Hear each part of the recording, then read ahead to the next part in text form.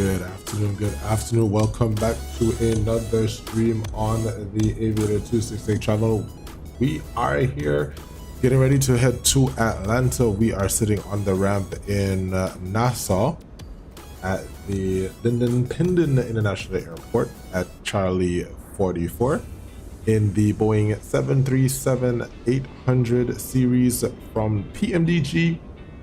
And we are grateful to be on Microsoft 2024 as we do this stream heading over to Atlanta. Based on the current flight time for our flight today, we should be airborne for an hour and 54 minutes. 1 hour and 54 minutes flight time today. Gate to gate should be 2 hours and 24 minutes.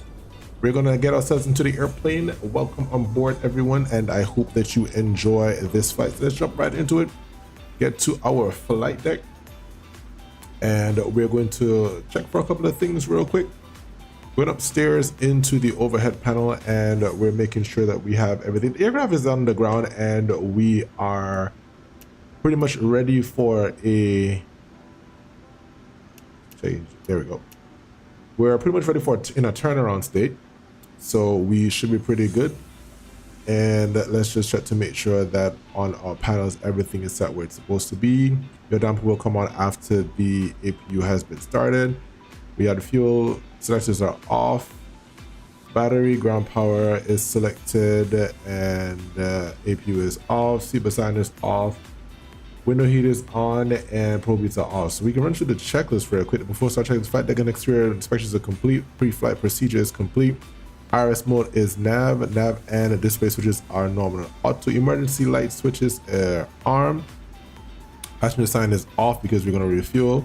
Window switches are on. Pressurizer panel is set, and we can turn those two on. And the pressurization mode is set to auto, but we're going to set that to our flight level once we get through the setup. Remote control panel, as it stands right now, is set to where we need it to be until we get into our flight, our paperwork. The altimeters is set to 1014, and that is cross-check. Flight navigation instruments to check. Warning notice panel to check. Anti-skid light is off. And landing gear is down to green. GPWS is checked. Speed lever is down detent. First levels are closed, and the engine levers are cut off. All right, so let's go ahead and get our aircraft set up. Let's go to the EFB and request our data from SimBrief. And today's flight is going to be Nassau to Atlanta. Cost index of 80. And it's your weight approximately of 129.9. Let's get our weather for departure out of Nassau. Wind 290 at 8. Visibility is unlimited. A few clouds at 3,000. Temperature is 27, nice and warm. And the altimeter is 2987, which is approximately 1014 rather. And the weather in Atlanta. Winds 320 at 19, gusting to 32. It should be fun getting into Atlanta. And we have 10 statute miles, fuel cloud 6,008, -8 on the dew point, altimeter 3013. So looking pretty interesting getting into Atlanta. All right, so let's go to our navigation charts. For departure, we're out of Nassau. Let's get our airports set up and our parking.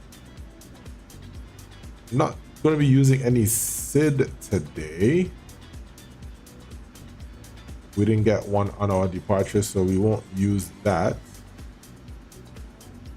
And we'll have our on our runway 32 just in the event we have to do a return. So we'll check through that in just a moment. And we get the arrival, our flight today. Let's get airport. Parking gates. The star is the Jedi 4, and we will select the Aylex runway 27 left as our arrival into Atlanta. Well, I guess Atlanta today. So all of those are pinned, so we're good to go. Fantastic. Let's get the airport up. Perfect. All right, down to the FMC. So we're gonna put in our starting airport, MYNN, and I am getting ahead of myself. Let's get ground services up. And our fuel load today is going to be 20,373, 20,000. This thing want to work, 20,380. And we'll put that there and it will be ready just now. Go to our route on my side. Let's go to our flight plan request.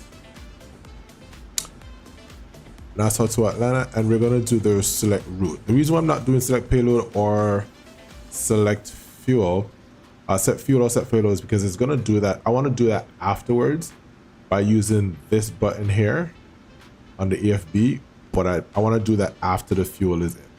So we'll get back to that shortly. Let's select route. That's requesting. That's attaching, so we can see that on the outside.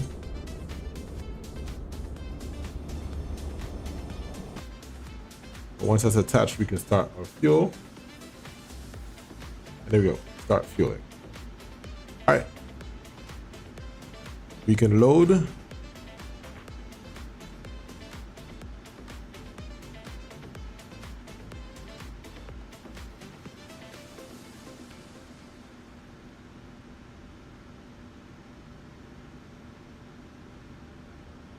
Now that is uploaded, we can then go to our departure arrival, departing to the out of runway 32, not using a SID. Go back to index and we'll put in our perceived landing runway, Aylex runway 19, Jedi 4, and our flight plan.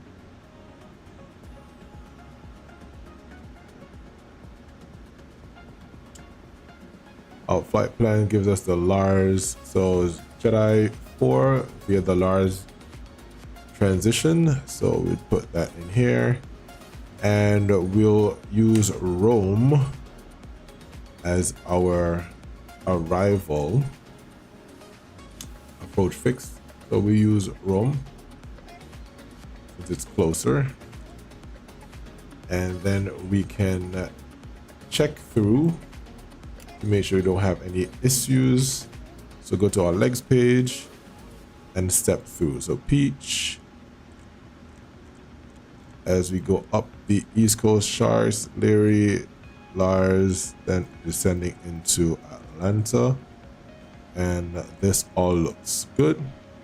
Go back to map mode and we can execute, activate, then execute, and that is set. Then we can set our mode control panel. So we'll set that to the runway heading, and let's see, we're not doing a departure, so we can set that all the way to flight level 360, which is our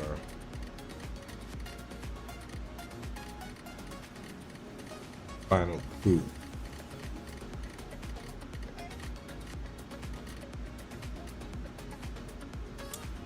Cool.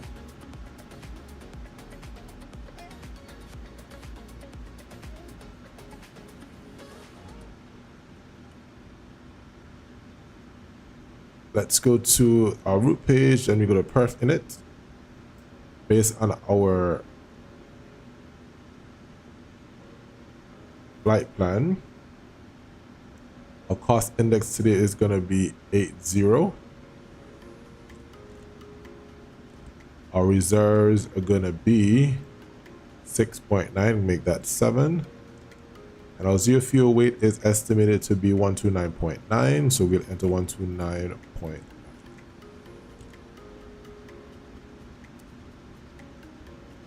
Cruise level is flight level 360. And our cruise wind average is 260 at 67. So 260 at 67. And then we'll execute that.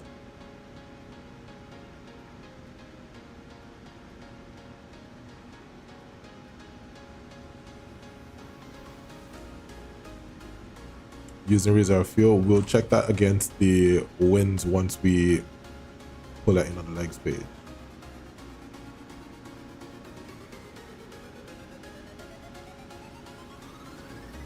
All right, once we get the fuel on board, then we can go ahead and start the performance check.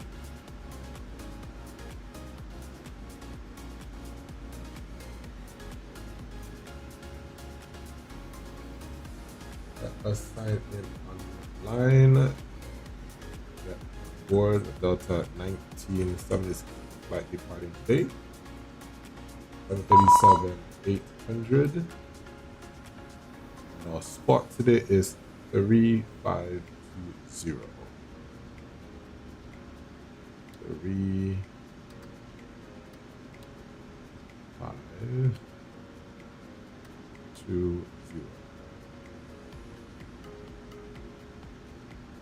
Great. I don't think we have any ATC, but at least we have a spot code, so that's good. All right, let's see where our fuel is at. 18,000, 2,000 to go. Once we do that, we can go ahead and call for our boarding.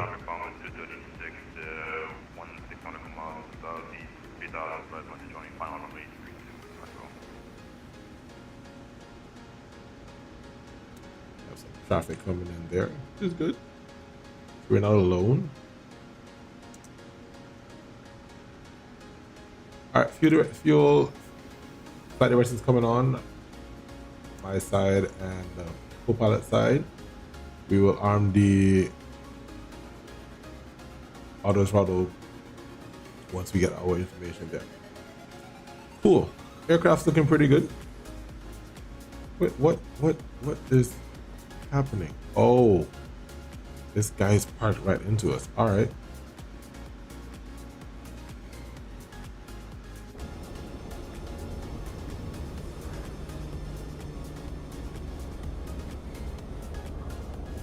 So we have aircraft that's parked at C-44. I think that might be an arrival aircraft. Let's check.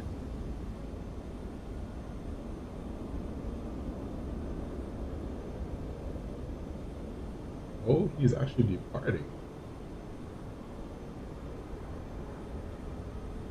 That's unfortunate. That's really unfortunate. Let's see how long is he going to take before he departs. One moment, guys. Let's check with our friend here.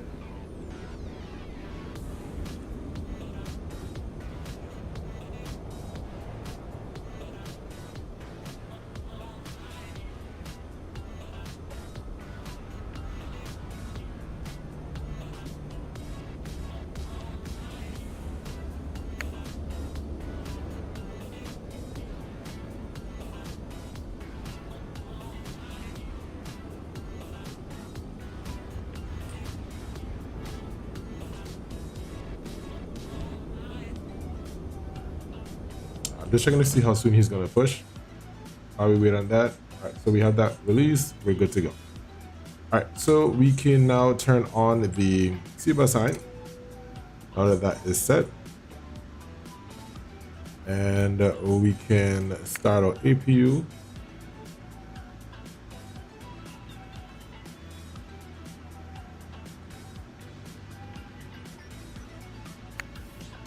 NATO traffic 12065, mile final runway 32, NATO.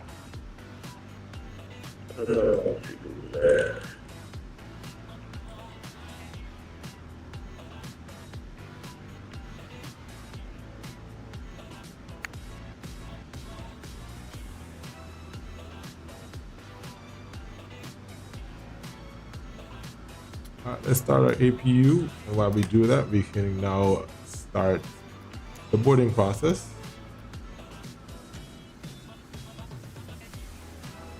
Now I can do this, which is put in the balance.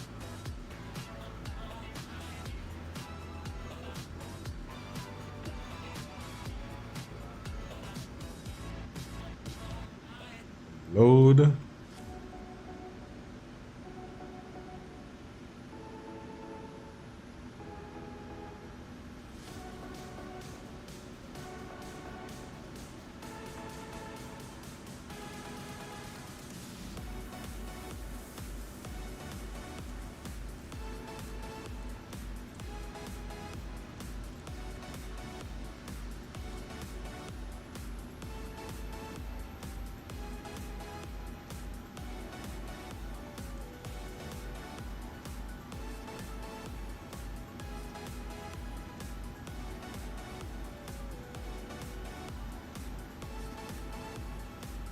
This is why I didn't want to use that, because now I'm getting a different reading for my fuel. I need to have 2380. Okay, so we'll turn this back off and we'll go ahead and start boarding the passengers so we can get on out of here. Boarding requested. We have 153 passengers to board to date.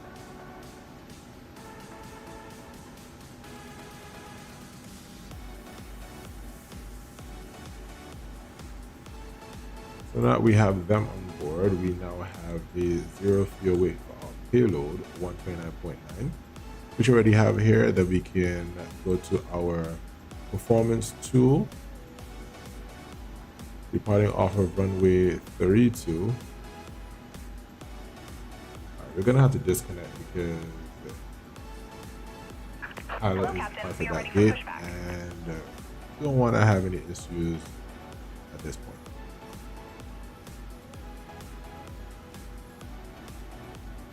Import from the aircraft, so we have 150 as our gross weight, CG of 23.37, 23.4, and import the weather, and let's calculate. So we're using an N1 limit of takeoff 61%, 61 degrees rather, and that gives us a to take off of 88.2. I am thinking I want to do a climb 1 though, to get us airborne a bit faster, even though we don't really have that many obstacles around, but we're good to go. All right, so I'll take off now. Let's get in the wind 290 at 8, and 0 is the runway slope. Flat 5 for our departure today.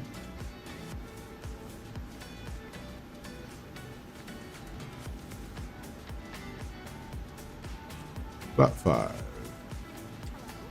And so we have 145 for our V1 and 146, 147, and our gross weight is 150.2. So let's put that in our MCP 147.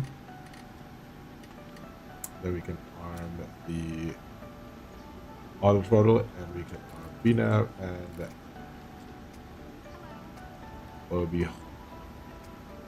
wouldn't be LNAV because we don't have any.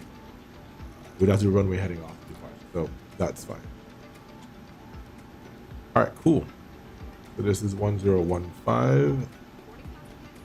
Let's do our briefing now for the departure.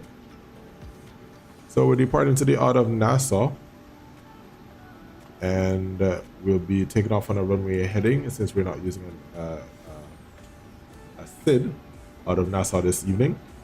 We'll push back off of the gate, and we will taxi via Hotel 2, then Foxtrot, or that's via Hotel rather, all the way down to runway 32. We will take off, make a straight out departure, then turn right direct to our first waypoint. In terms of the airfield, there isn't really any real danger. There's some water tanks that are off to the left of the airfield, so once we depart, we just make sure we stay clear of that. The field elevation is 16 feet, and we can see that with our altimeter right there at 20, so that is correct. Departure today is going to be on 119.5, which is the CTAF out of Nassau. Then we'll climb, once airborne, we go to 122.8. No SID, so if we have to do any return, we'll climb straight up to 3,000 feet, and then we will address the situation. And if needs, we will come back and land using the RNAV runway 32, which is already available for us here. Should we need to do a return, we make a right turn and direct to Zootan, and then return. That should probably be what route 2 is. And to MY and N.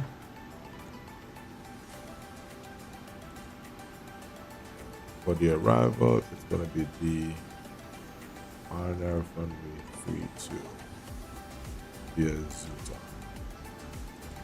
In the event that we have to do that, we will just make the right turn direct Zuton and we return.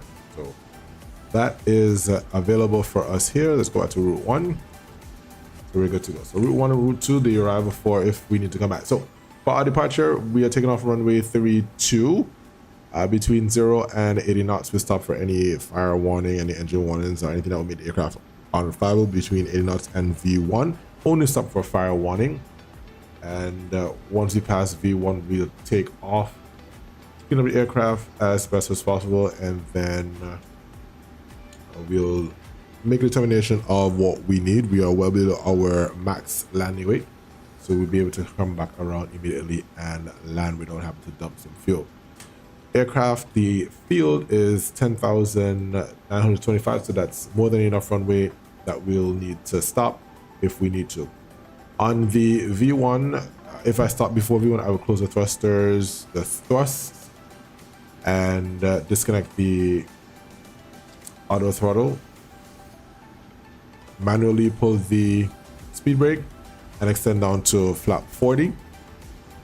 We'll make a complete stop and then evaluate if we need to either remain on the runway or we'll taxi back to the gate. Other than that, we don't have any issues. A clear sky, beautiful weather on the outside, so we should be fine based on the weather package. Let's see. No significant weather until we get closer to Atlanta, so we should be fine based on what we saw on the charts earlier. There's some weather just to the east of the Miami area, so we will make that left coming around to Miami and then up towards Atlanta.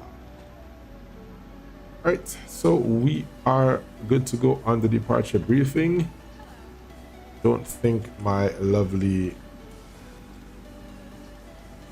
co-pilot here has any questions. We have passengers boarding and getting themselves ready for departure, so we are good to go. I was supposed to finish this now.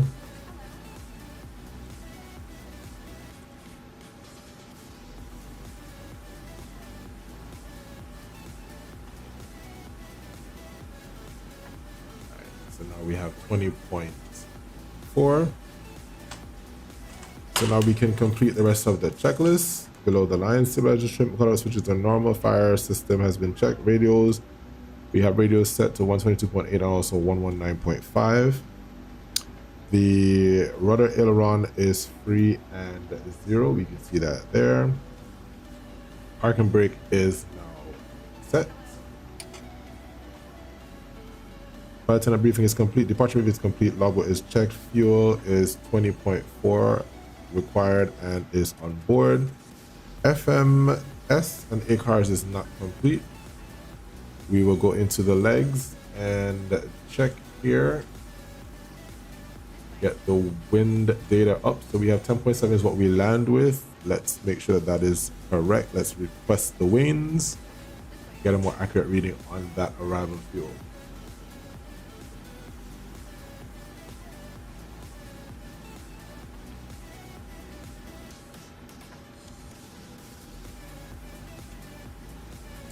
Load these winds in and execute that. Get our descent forecast, load that in as well.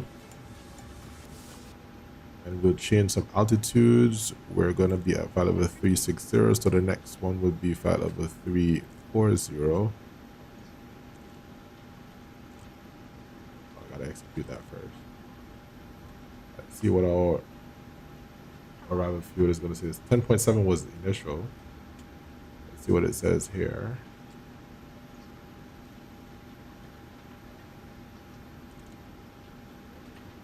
Four zero, then 140.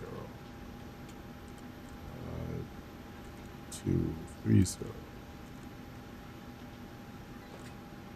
and 140. These are some of the altitudes on the way down, so we'll just set that request the wins again on this, and then we'll get a more accurate reading once we get that. Good.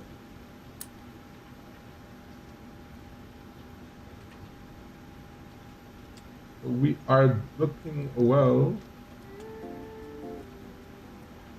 4 cars already. Load that and execute. And now we should get our fuel.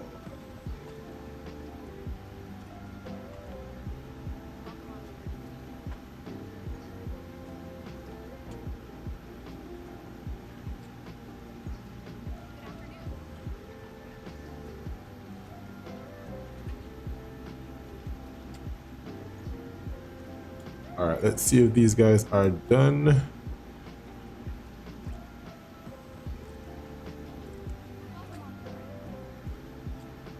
What am I missing? Why this is not loading properly?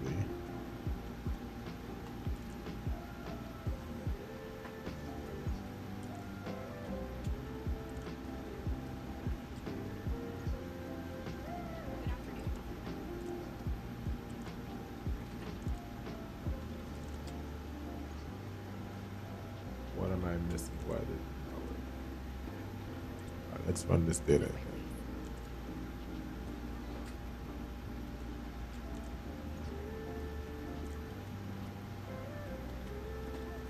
Everything here is set.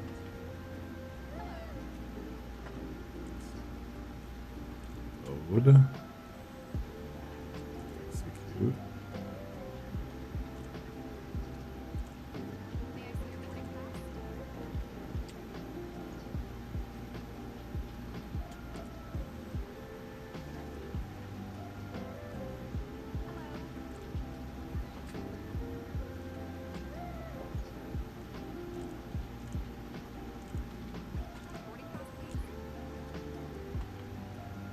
Okay, that's weird.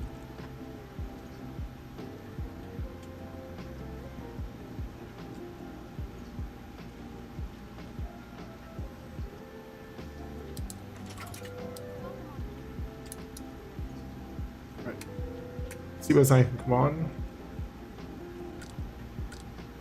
And we can put on our hat, autogen upstairs, and we're good to go. Ground equipment, we can release the air conditioner and also the ground power. 131 of 153, so we're almost finished boarding.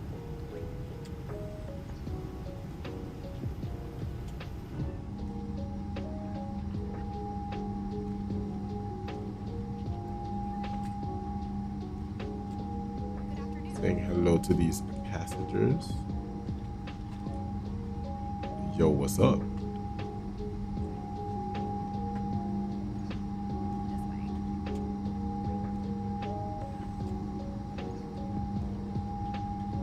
So Flight Simulator has come really a long way where you can now see passengers seated on your airplane, boarding your airplane, and all that good stuff. Really nice.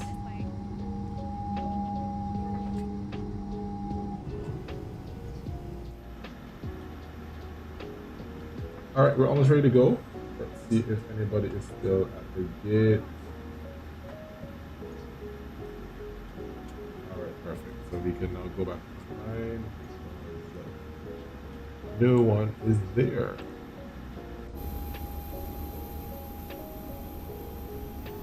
That looks so nice. That sunset departure this afternoon.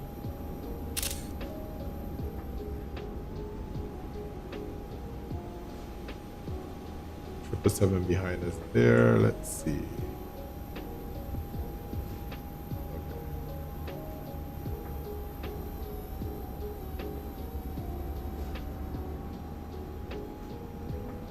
And there's a Bahamas Air somewhere behind it. Yep, there it is.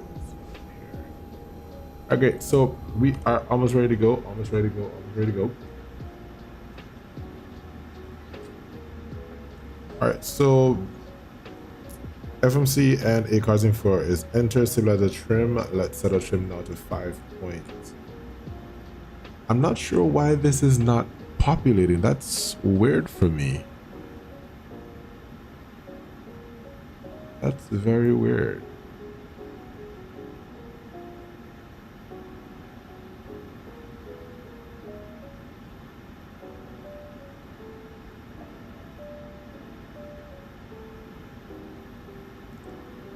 There's no discount. Well, okay, let's see if I take this vector out and make this one thing.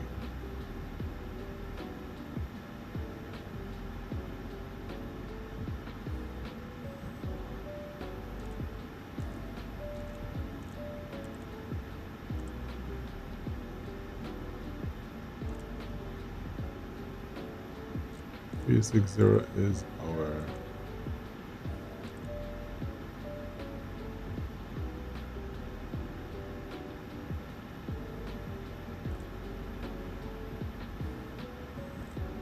everything is set.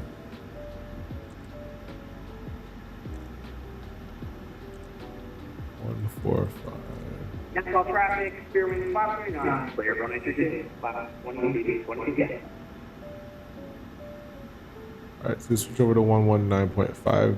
Probably they don't know that you'd have CTAF over here, but that's not alright. Alright, so we have stabilizer trim of 7.9, so we get that all the way down to this knot. Pretty heavy today, I see. So CG is 7.9.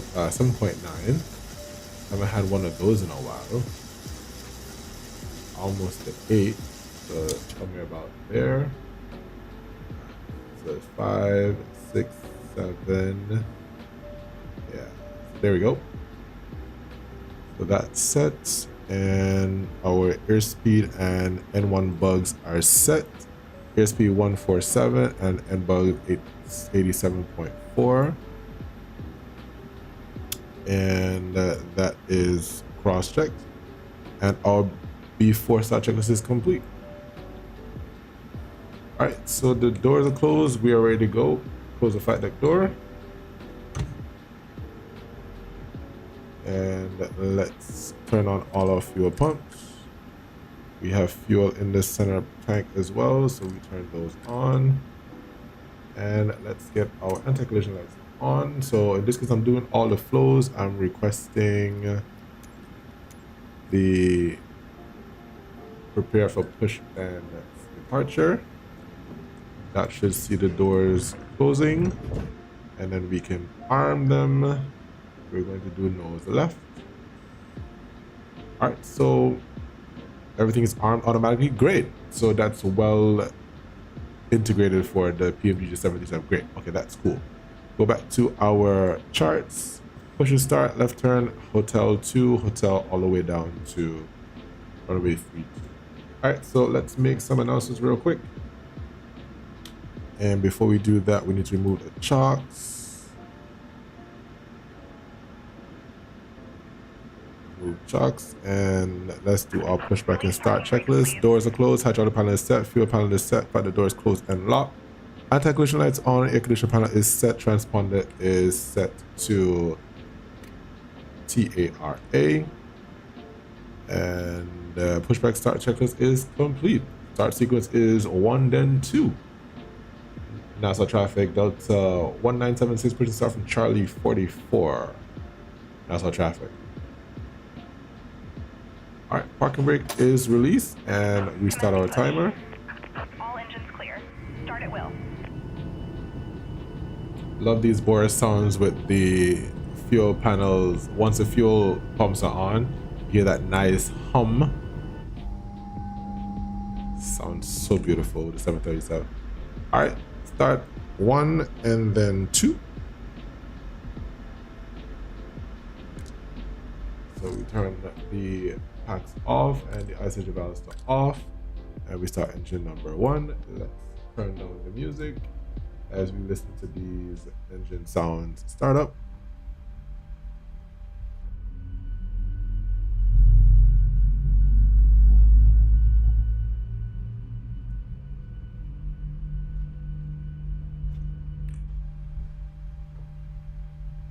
97%.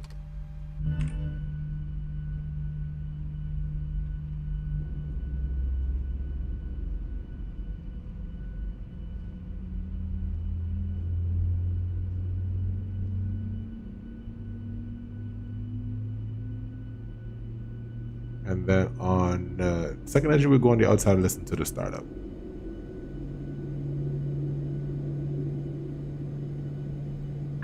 Please set parking brakes. Parking brake is set. Starting engine number 2. And usually wait till 24%. Gonna turn it on and just go outside.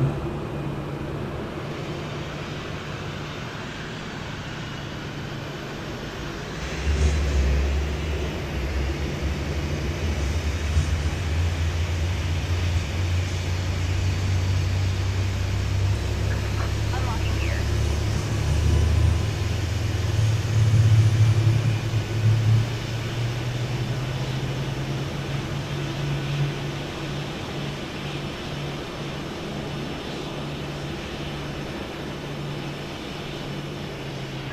Tow truck disconnected. Bypass pin removed. Left is clear. Right is clear. Alright, engine 1 and 2 started and start switches are cut out. So let's run the after start flows.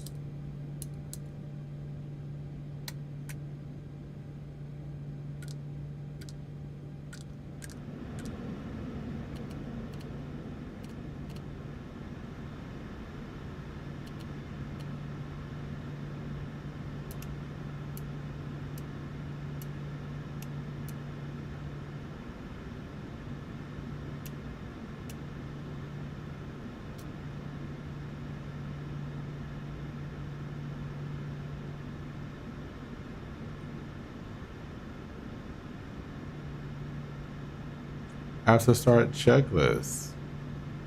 The generators are on, the probe heat is on, and it is not required. Air conditioning panel is set. Auto brakes RTO. After start checklist is complete. Flight controls check. Fully left, fully right, back, fully forward, rudder left, rudder right. Let's get this back 5.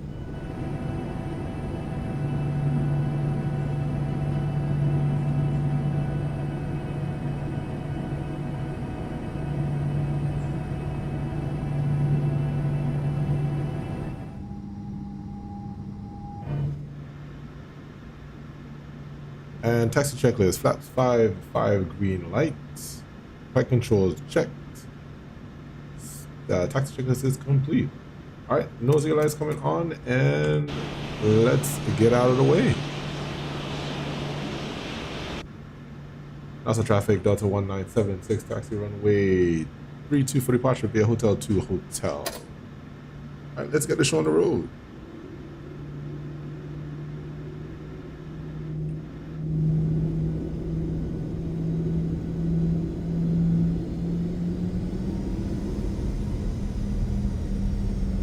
For anyone who's been in a 737 in the real world, this is exactly what it sounds like. Brake check. Check.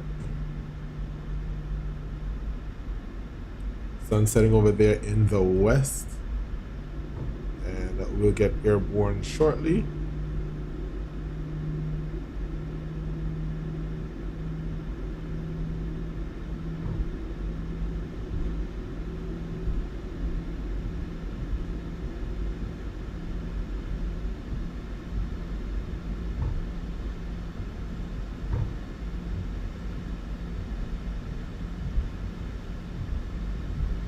Clear the left and clear the right.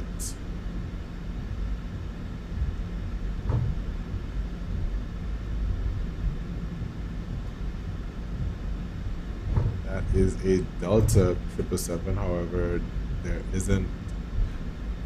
I don't have the model matching for that in this current sim, so we wouldn't see an actual Delta colors, but that's a Delta 777. Delta used to have those, but they no longer have that. Then they're also coming. That's actually one of my friends. flying along with me going to Atlanta.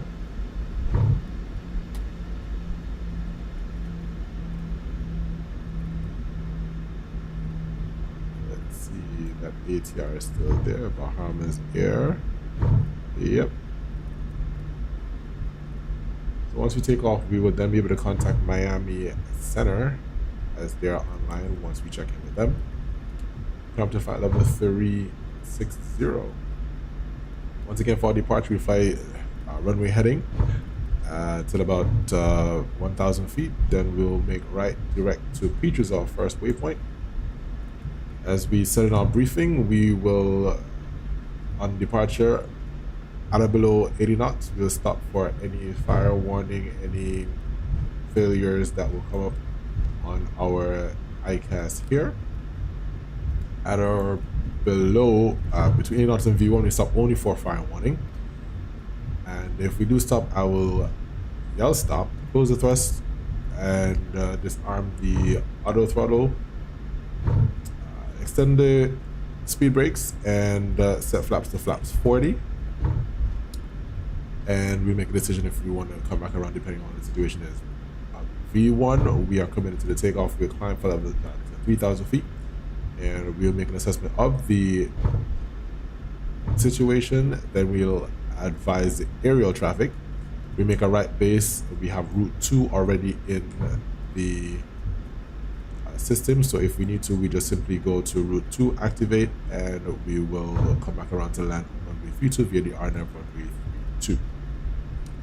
If there are no questions, we are good to go.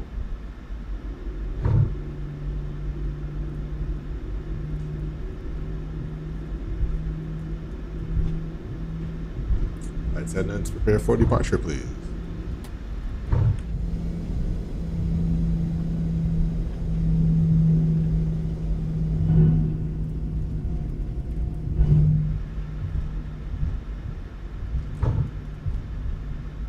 Right. Almost ready for our departure. Approaching 2A. Okay. Crossing 2A.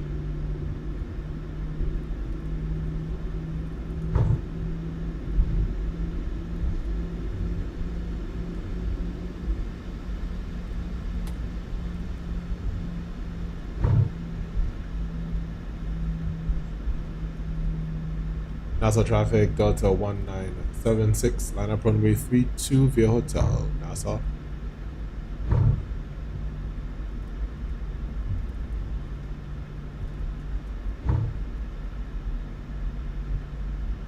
A little behind schedule, but we'll make it up.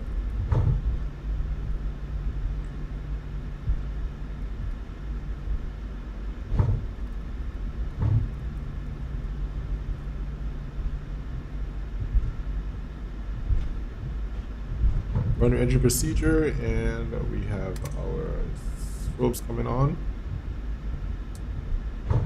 Approaching 32. Before takeoff, stability trip is 7.9 and set 5 On green light. runway 32. Windows closing lock, auto throttle is on, recall is checked.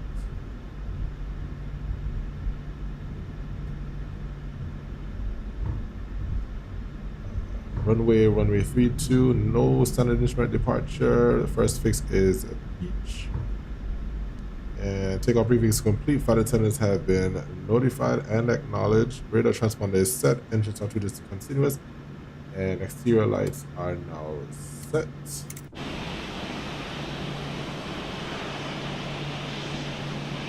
And we are ready to go, guys. NASA traffic Delta 1976, takeoff runway 32, straight out departure. NASA traffic. All right, here we go, guys. Pressure on the stick, 80 knots. Stabilize, toga.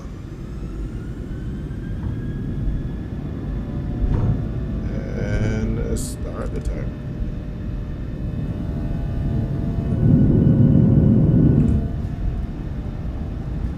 Thrust is set 87.4. 80 knots. Check. Thrust hold.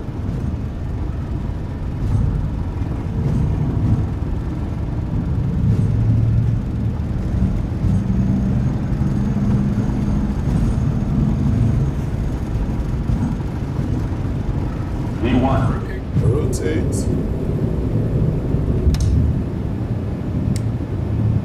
Positive rate. Yeah, coming up.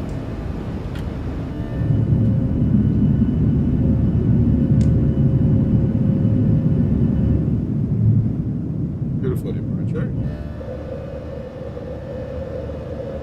That's the 1,000 feet. Make my turn direct to Peach.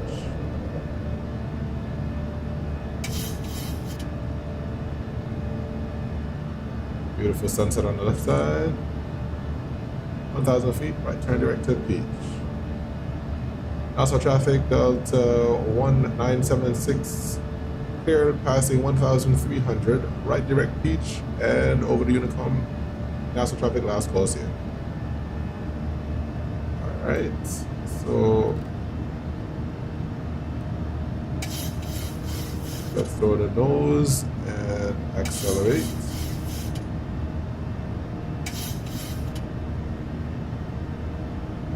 Retract flaps on schedule.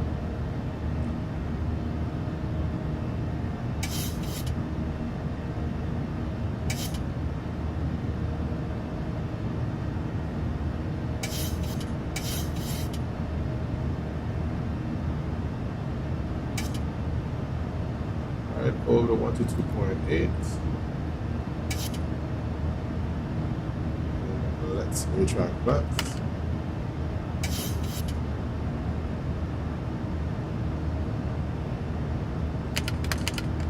So.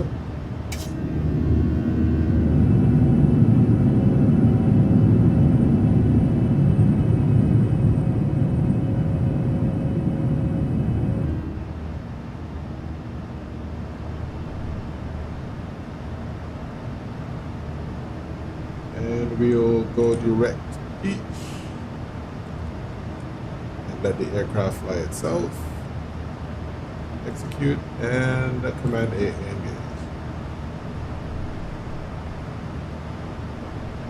And that was the hand flying out of NASA.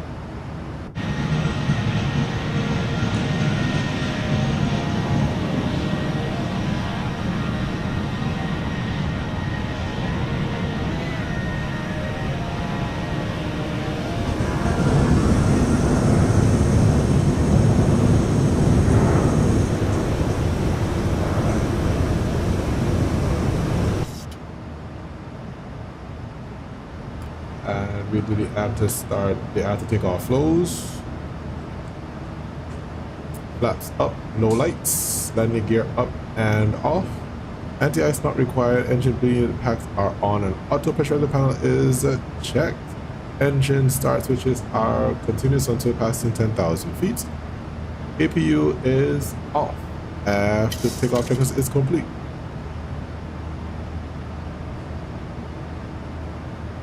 LNAV.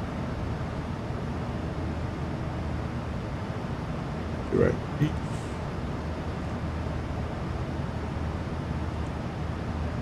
I'm still at a loss as to why I don't have altitudes in here. What did I do wrong? Cruise 360. What in the world?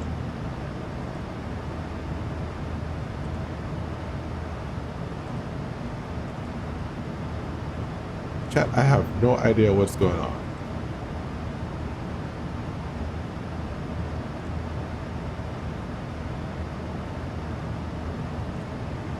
Okay, this is really weird to me.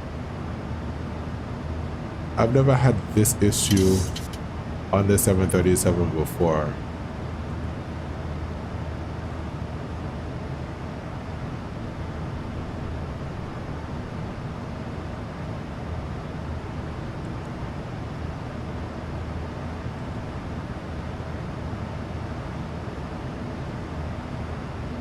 Okay, so I can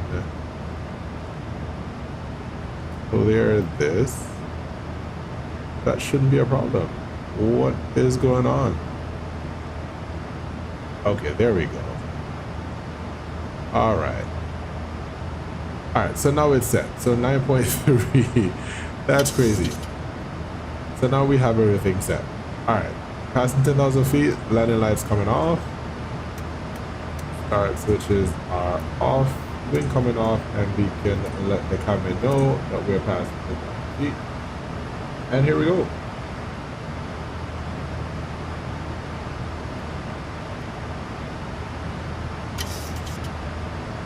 You can get back some music over here.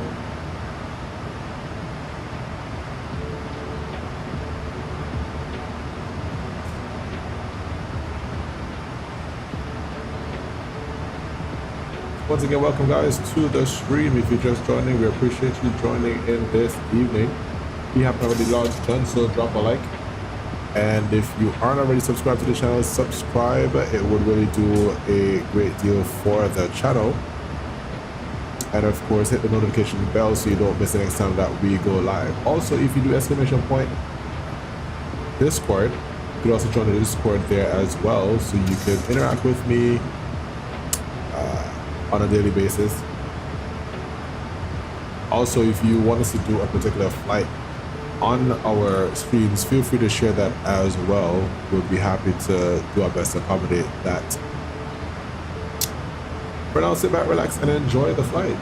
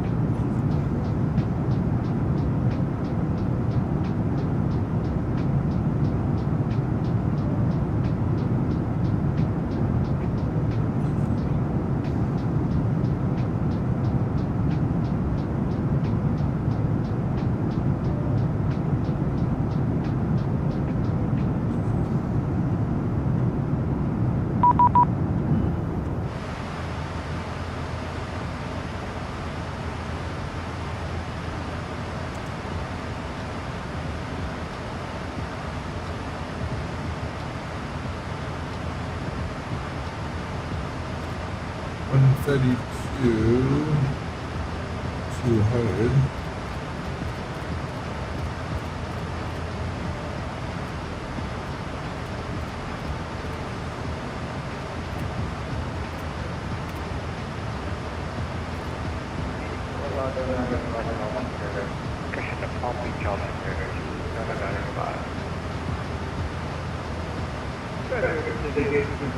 Gravel and said Moavii. Palm Beach altimeter, 995. Sure.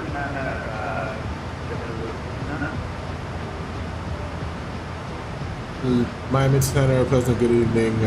Delta 1976 with you, passing flight level 219 for flight level 360. South, 18 south of Cough. Hey, what's up, Lincoln? Delta 1976, Miami Center, contact maintain flight level 350. What's up, man? 350 for Delta 1976. I'm doing pretty good trying to do the stream here. Oh, that's what? On Click? Nah, YouTube. Oh, send me the link. Roger.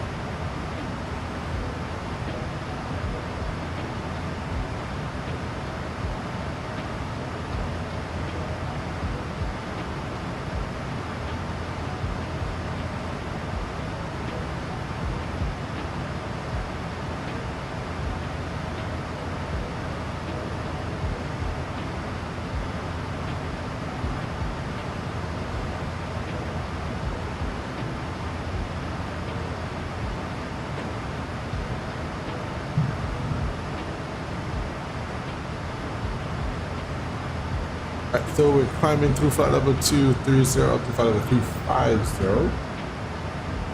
There's something with Jacksonville's airspace where even though we're going westbound, it will be an odd flight level. So instead of flight level 360, we're going to flight level 350. So we can set that here, flight level 350, and execute that. Yo, what's up, Lincoln? Welcome. Up there, what else am I considering about the thing today? Actually, no, there's enough. I'll get back to you on that. Up there, what else? Travel maintain flight level 350.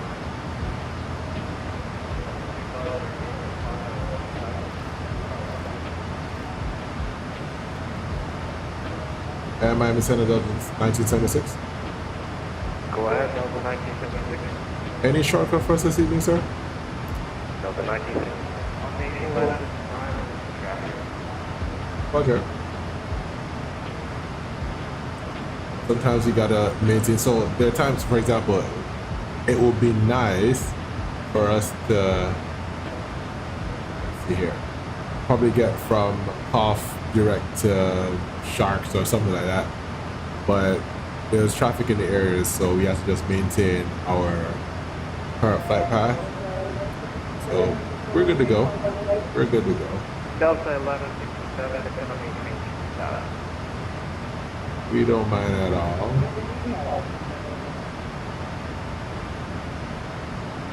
I wonder if it would be too much for PMDG to add the weather on this map. That would be cool. That would be cool.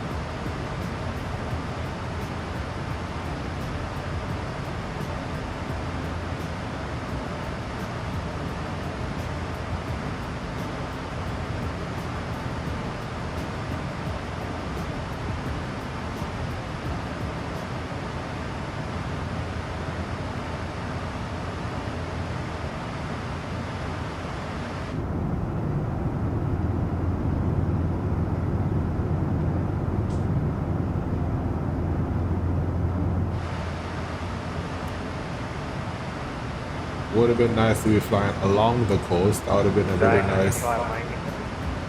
really nice view coming along the coast of Florida. But there is some weather on the eastern side of there's some weather somewhere around here, so that's why we have to fly over Miami and then up towards well, not necessarily Miami, but flying over Fort Lauderdale and then up inland, then up towards Jacksonville area, then the Sharks, and then make it to Lars, and then over to Atlanta. So we'll get there. Right now, showing around the time of 8:39. November 575, So 8:57 is what we're showing. We got to Atlanta, so we'll see how best we can get there faster. But we're already flying at 180, which is close to our speed tape here. So we're doing good. Going good. Headwinds are pretty out upon us right now, but that's customary flying on going westward in December or in the winter period. We have strong headwinds coming. This is so dark. Flying westbound in the US is always a thing when it comes to headwinds. I remember there's sometimes when you're flying from New York over to LA, a flight that would normally take you, let's say 5 hours and change, could take you approximately 6 hours to get there, just because of the headwinds. So wintertime, not the best time you want to fly westbound. But on the flip side, if you're flying across the pond, then of course those tailwinds are gonna get you over there quick, fast, in a hurry. A flight that could probably take you 7.5 hours may take you 6 hours and 45 minutes. So sometimes it's nice, sometimes it's not. When you get there too early, you have to sit and wait, so it's better it'll take in the actual time. But 19 hours into the flight right now, we're already at flight level 500, and we're going on to flight level 350. So we're getting there.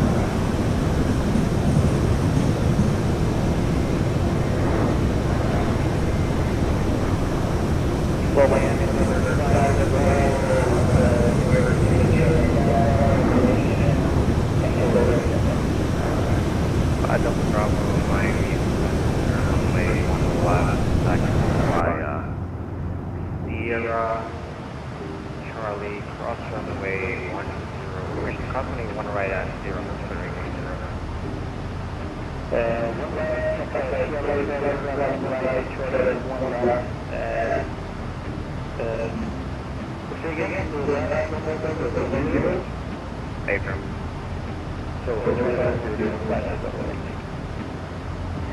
Update 1 Alpha, descend by the front for Miami altimeter 2994.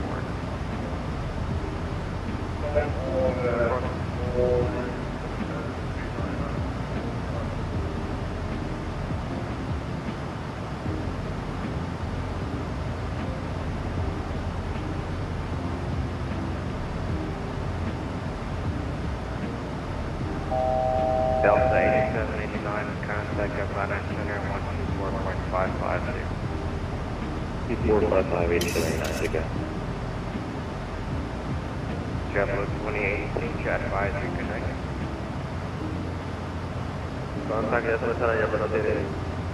Jamaica 0117, jet advisory, good night.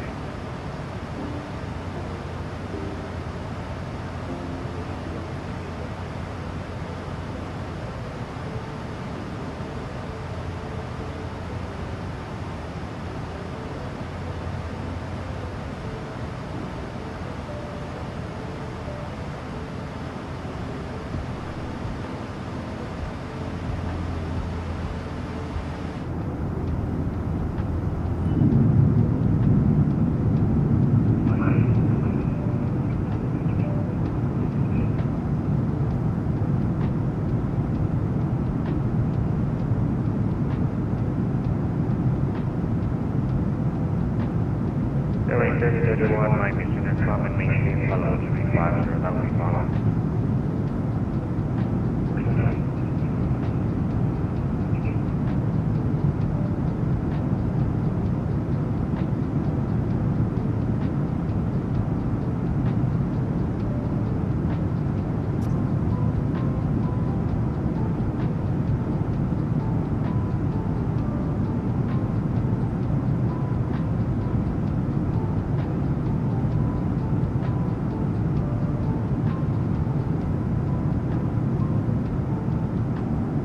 The left side of the airplane now we're seeing the coastal area of Florida. Did you call from Jackson,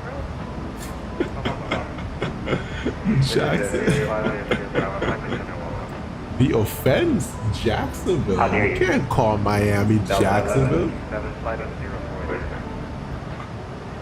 So Miami's somewhere down here. I'm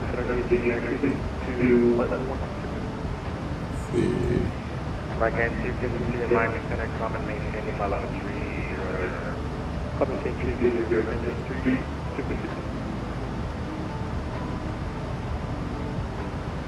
Yeah, so Miami's somewhere over here in the distance. And then Fort Lauderdale is going to be somewhere beneath us. As we are flying directly that way. But with the cloud cover, we probably won't be able to see Fort Lauderdale from here. But it looks nice though. I really wish they would get the... So the clouds look nice from here. This is not a problem in terms of how the clouds look. So you were seeing the clouds here, they look nice and puffy. But when you get closer to it, it just doesn't look that great. And I wish they would get it so it doesn't look as grainy. Yeah, I don't like it.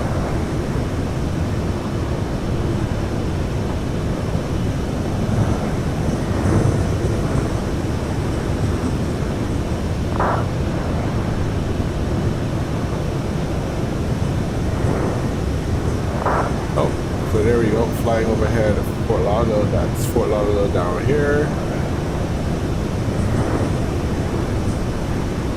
Now imagine, this looks as if you're going pretty slowly, right? But then when you check your speed, look at your ground speed. Ground speed is 409.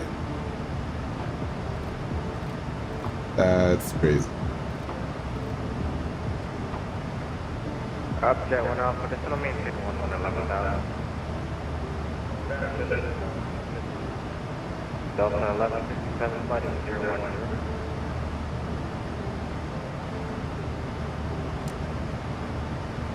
one thing I forgot to do is turn on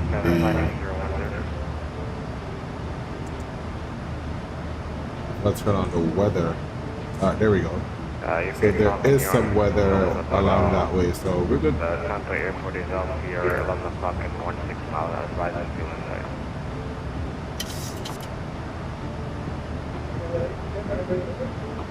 Three 555 now.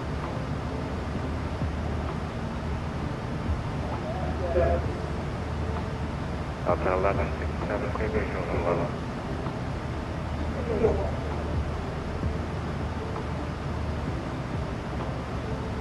So based on our turn from 409 to now 431 and climbing because we're still in the turn, so we're gonna get that kind of cross wind, still on the nose, but not as bad because of how we're flying towards it. And when we look on the screen, navigation display is saying that you have some thunderstorms on the east about 80 miles or so, 100 miles towards our east. So that's why we didn't go directly northwest. That would have taken us more towards Jacksonville to avoid this weather.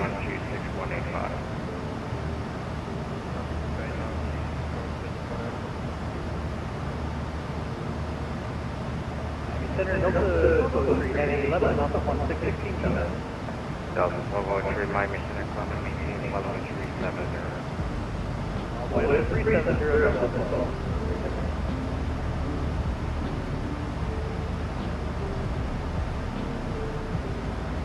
Delta 1167 at 1865, running 11, clear line.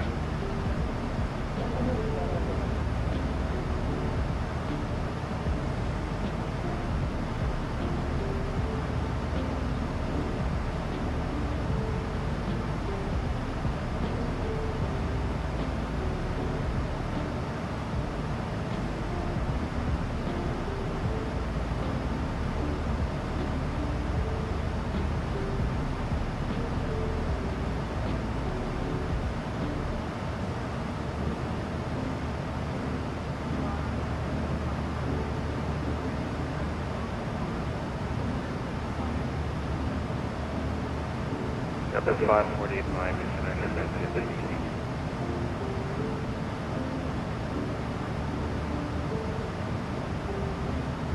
Miami Center, good evening. American 1854 with you, passenger platform 240 on the J82 arrival.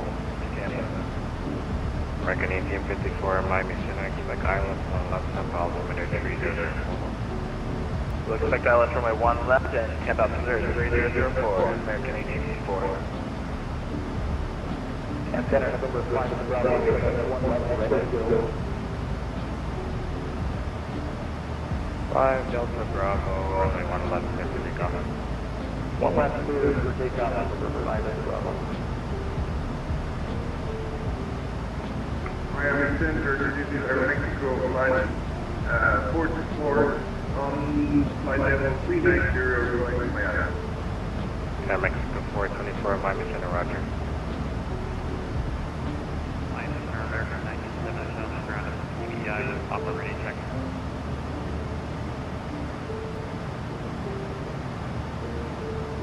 American 9710, Miami Center, runway right, taxi by Bravo Charlie. Taxi Bravo Charlie, in American 97.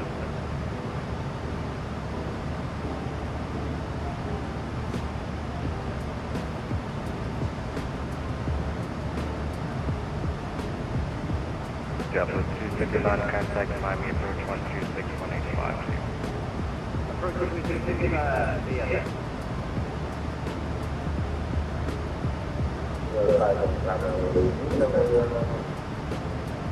Clear cross on again. 575 Bravo. 575 Bravo Whiskey, for how long? The next time you can step away. Okay, you're gonna need your belt to use a little 3 minutes as well. Alright, this is Delta Bravo radar transect, proceed our gang, bomb and maintain level 250, stay altitude. Candy level 250, that's the number 5 as well.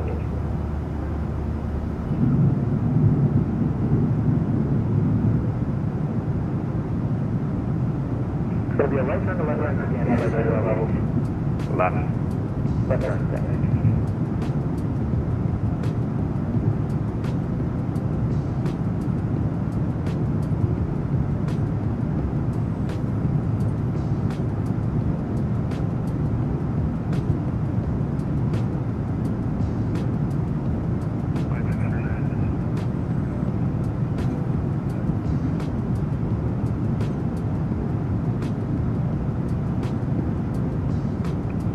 United States 75 miles for taxi by Golf 4, Juliet Foxtrot, 4 miles altimeter 3000.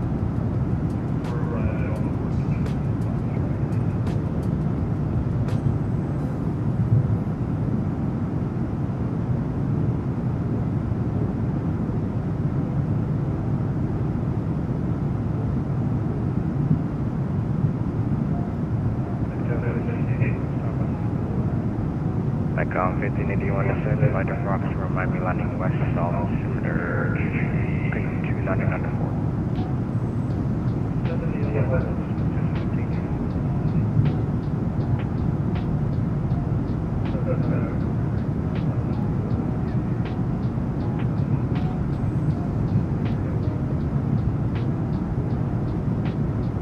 Coast Guard 6151 Miami Sunova and via part response.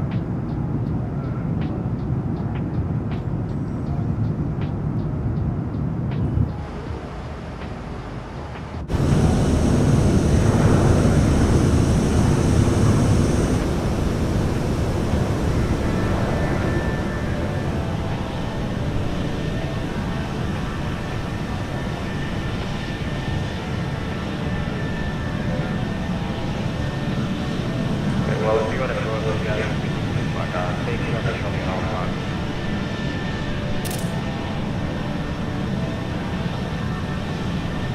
you could go through the outer shell. That's fine.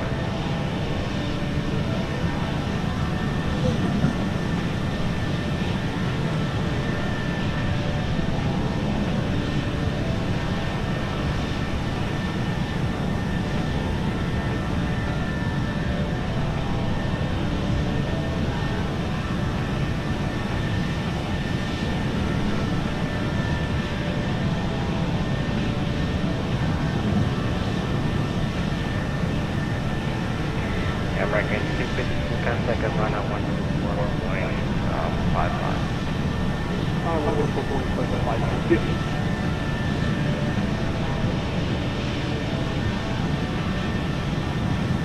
Jump at 5093, jump right. 78 on 759,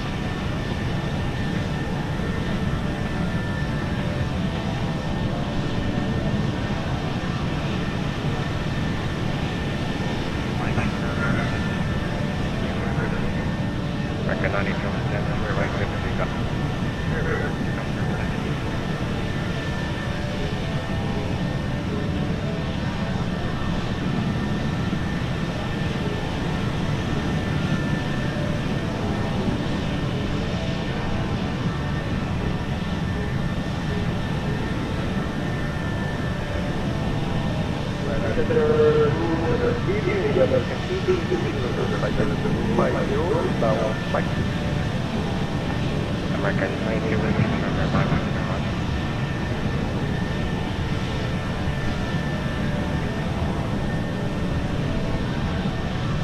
Never Mercury, 63 Mike Fox, Mike Sunova. Besides Delta 1976. Delta 1976. Can you serve it for a few minutes, please? Number in the back. Or the road on?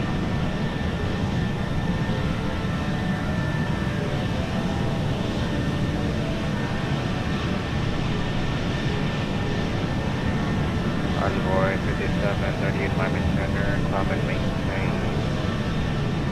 Flight level 180.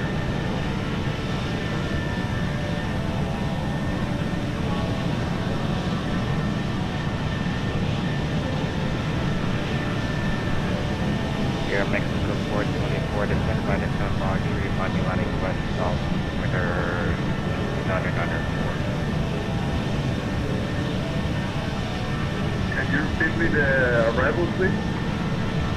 Yeah, arrival is the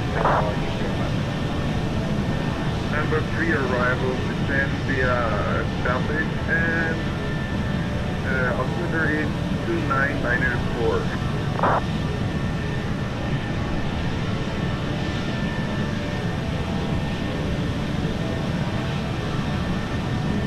Miami Center, November 6 southbound, enable FR to New York.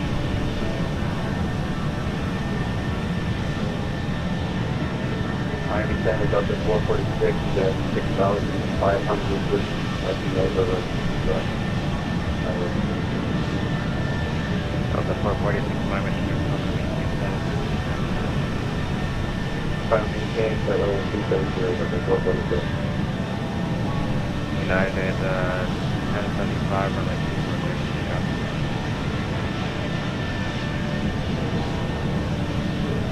November 6 Alpha Alpha, Miami Center, cleared to the New Orleans Airport by a radar vector. Descend at 12, maintain 2000, microwave level 4305, departure position 5715. November 6 southbound, clear 0 and grid over Limujii. Finish final 2006, 430 minutes, 132.2 and 5715. 6 Alpha Alpha, back to right, let me know if you want 22, 3 hours, 3. I will take that 32, will advise the rating. Roger.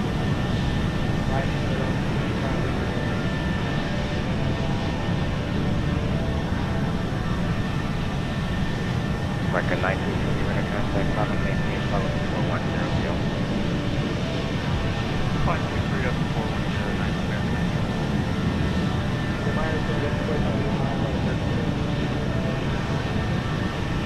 Yeah, well, Delta 2581, I think that's check your flight. Sometimes the cargo 8086, that's fine.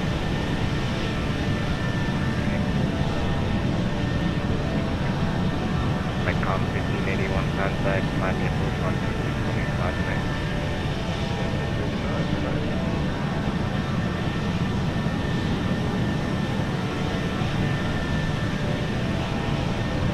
American 22 Whiskey November, have amendment to your route, advisor of the copy.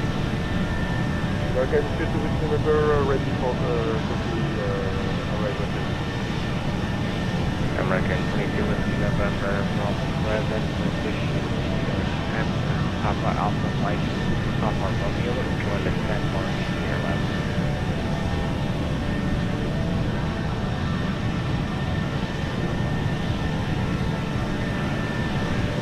From current position direct to Pamper, do you confirm? Affirm. Direct to Pamper, join the 10 for your left. Pamper and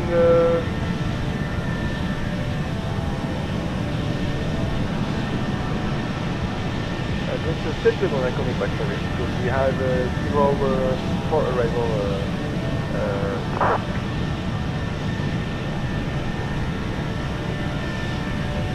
American 22 Whiskey November, the arrival is only for drop aircraft.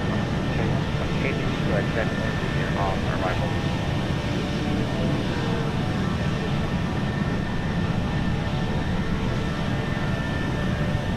American 22 Whiskey November, you copy? American to Whiskey November, sorry, there was another traffic. You can use? American 22 Whiskey November, I'm changing to exit only on arrival. Because the arrival that you filed for is no problem.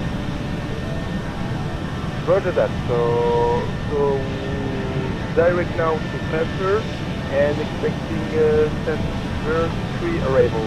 American 2 any chance for runway 20?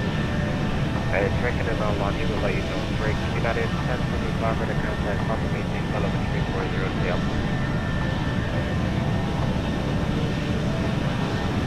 American 18. That's right.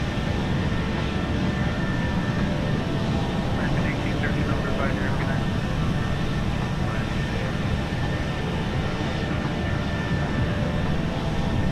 Stop by. Runway 5728 cross, still at 80,000, US altimeter G000.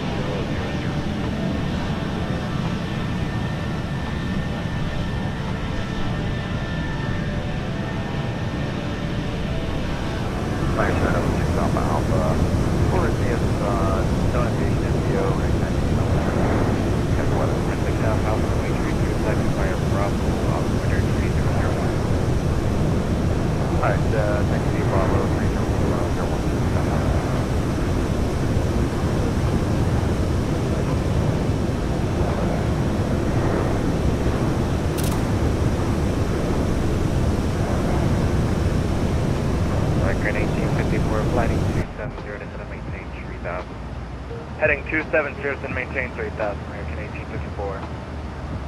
Approximately 27 Lima Bravo, Miami Center, maintain level 230, Copy final.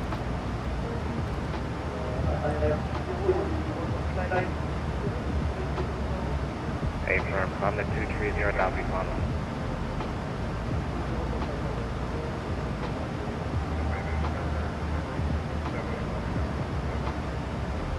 This is always a channel where you try to get back in. So I'm back with you on a flight deck, but there's so much traffic trying to call in, so can't even let the controller know I'm back.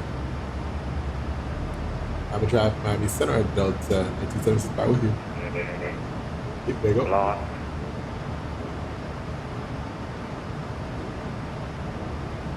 Center Delta 1976 back with you. Delta 1976, initiate Ryzen connect. Over there, Bergs, thanks for the ACC. Good, let's hit it. Miami Center, November 6 Alpha, Alpha, April. Alright, so coming out of into airspace, so now we are on our own. And based on traffic, I could go ahead and go direct to Itori and get that out the way. Let's see, that will take off what?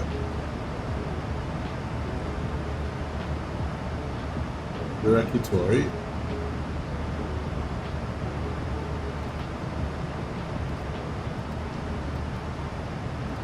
I actually like the colors from outside. Like we're chasing the sunset. So it's pretty dark on this side, but the reflection that's happening on this side is also pretty nice. These little orange colors right here. That I can tell you, they really did a good thing in terms of this color. I'm hoping that the creator can change this from being just PMDG in the cabin, the actual Delta cabin that's here. That would make it so much better. But let's go in the cabin real quick. Let's mess with the cabin lighting. So we're at the back of the airplane. Look at that, hand sanitizer. Oh, it would be funny if some liquid was gonna come out of that, but that's cool. The kind of things that these guys would do, right? So they have 2 hand sanitizers, 1 inside. Let's see if we can open this bathroom door.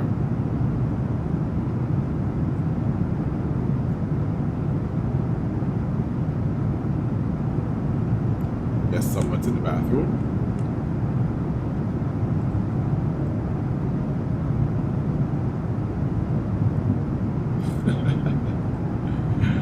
Okay, we leave that one alone.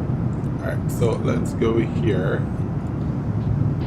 Cabin lights are automatically being managed. So let's turn that off real quick. And let's see how we can mess with it here. So we're gonna be in the aft.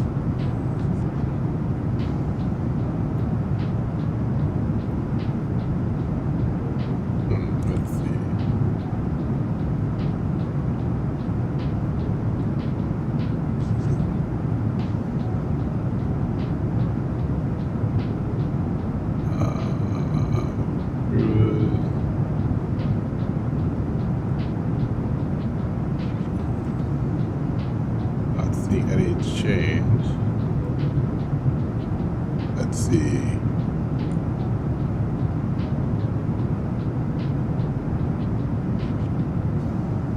That's coming soon. Right way. Not seeing anything.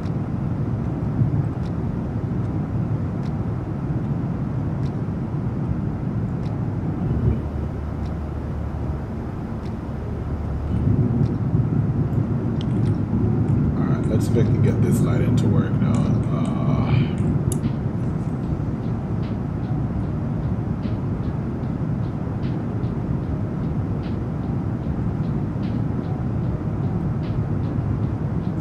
Okay, so that went on. Back here went on. Cool, so that's fine. But I want to get Yo, what's going on, Marks? Mark Sam the Marksman. What's up? What's up? Welcome, welcome.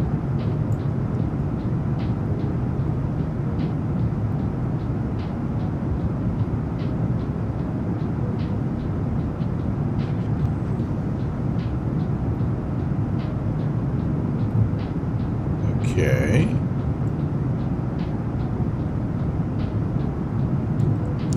So that's that. That outside view of the 737 making me want to. I know, right? This is a beautiful shot, bro.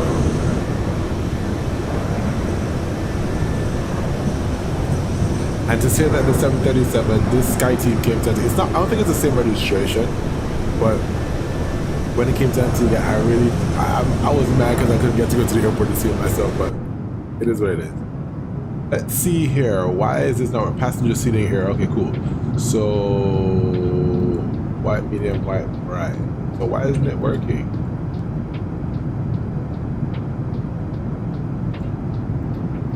Oh, I guess because it is.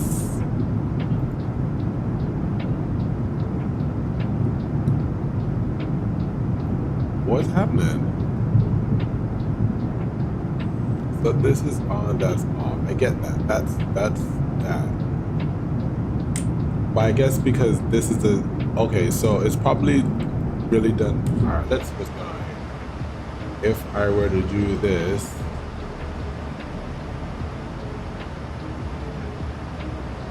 Huh.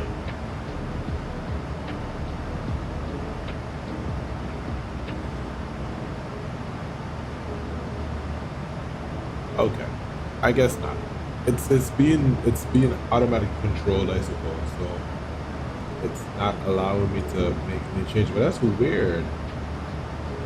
Let's see. If you just set up pick up option simulation.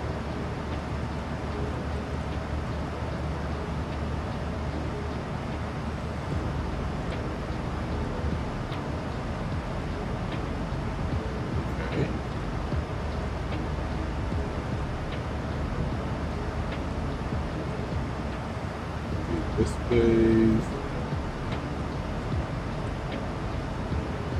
That's interesting. I'll have to do some reading up on that. I thought that I would have been able to change the lighting, but I'm not seeing what that is. The machine.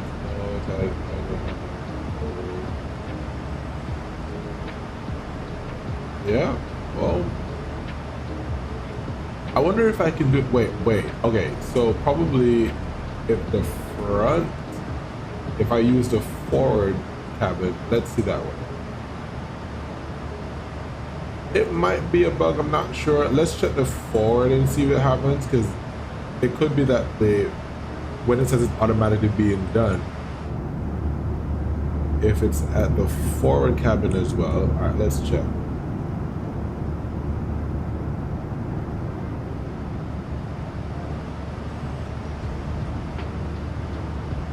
Because it says that's on, cabinets are being automatically managed. Okay, so I turn it off.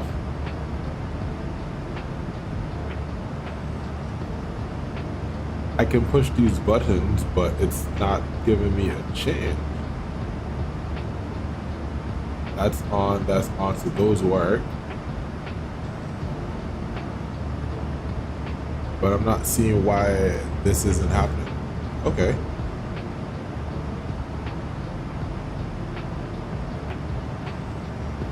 Okay, so that just came off. Okay.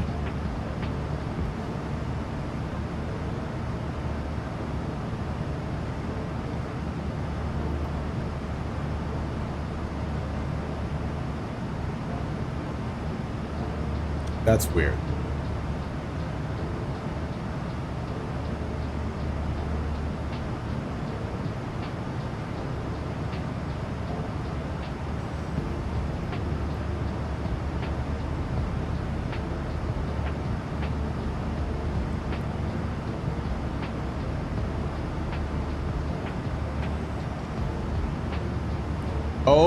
so I have to press whatever the lighting I want. Okay, that makes sense. All right. So I press, if I want to have a meal beverage, then I press both zones, then that's what happened. All right, so let's do bright white and do both zones. There we go. All right, let's try the back again. All right, so it wasn't, yeah, you just had to figure it out, because I'm sure there's probably something in the manual, but I don't know. I had that, it was working at some point before, and I don't recall if that's exactly what I did either, but here it is. So I would check whatever I want, then apply it to which zone I want it to. So if it's bright white to both zones, we do that. Let's see what this sunrise sunset looks like. Okay. Yeah, we can work with that. Yeah, so that's pretty nice. I know in the iFly, is it the iFly that you could probably change the mood lighting so it's a bit more, okay, so this is bright white, so that's sunrise sunset. And if I do night sleep to the aft zone, that's the blue lighting. Okay.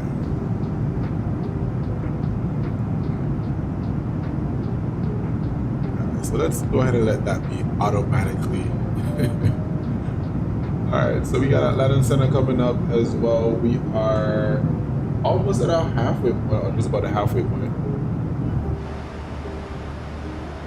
So an hour and 54, so we have an hour left to go. With 200, let's see, 319 miles left to go. Top of the set is 205 nautical miles. So we still have some ways to go. And let's see what there's some traffic ahead. Traffic crossing. I should be fine. Delta's headed south. Alright, so I can probably go direct to Leary. Direct to Leary.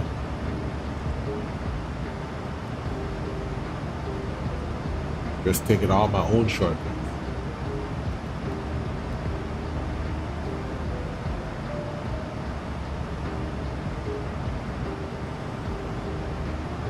So once we get about 100 miles from our top of descent, then we will start doing our approach briefing. The information is already set up here in my pin, but it is what it is. We should get the ATR and do some hoppers. Listen, Mark, I have the ATR. One of my other friends is supposed to actually help me to fly because I can't fly. I've tried it. There are some videos on some tutorials online, but because I have two friends that are actual ATR pilots, I've been trying to be selfish with them by letting them come and show me how to fly the aircraft. But I really should. At some point I will. It's kind of challenging right now to try and learn a new aircraft. So I've just been flying around ones that I already know. But I really should get the ATR going, because that would be some nice flights to do in between the islands as well. That is so true.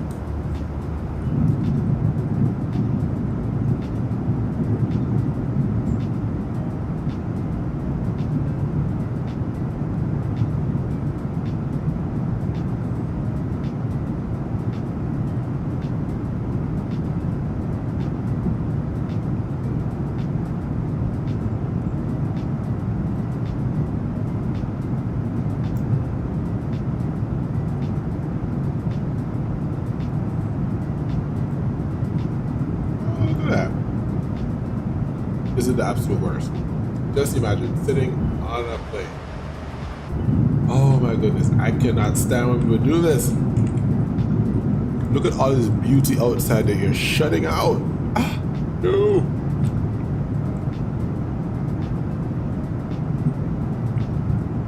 I've actually sat on this same seat, 33A. Let me see if it's 33. 30, 33. Anyways, sat in the same seat, sitting at the very back, enjoying this view, just with the wing out there like that.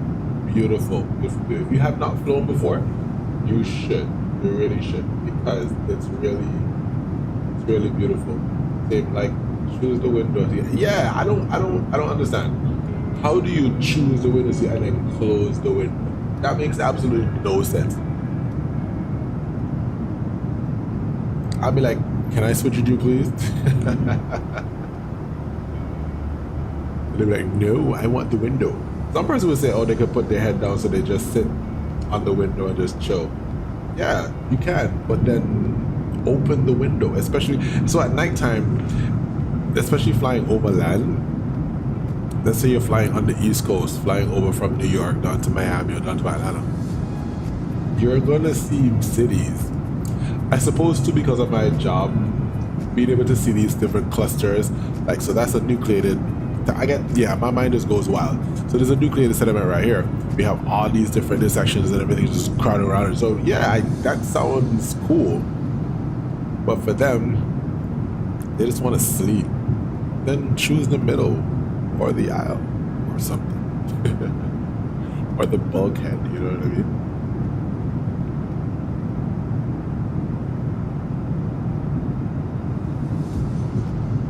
Road 20 is goated. Let's see.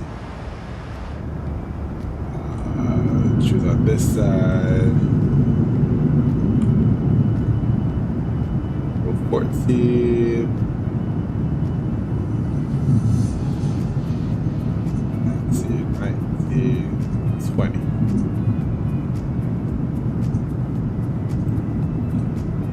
20. Yeah. So you're right on the wing. You can hear when the flaps are coming down. Yo, Jean-Pierre. It is so good to see you, man. What's up? How's the new environment treating you? How's everything, man? Yes, I have this one set here. And I have that, which is right on the wing. Because you hear, the way how the sound is set up on the sim, it actually, if you sit on the wing, you hear a different kind of sound. Sitting here, so check it out. You listen closely, see how quiet that is, and then look at this. Yeah, and then right behind that, and then further back. So I like how Boris would have done, well, first of all, how Microsoft would have done where you can move through the different parts of the cabin and you hear that differentiation in the sound. It's really, really cool.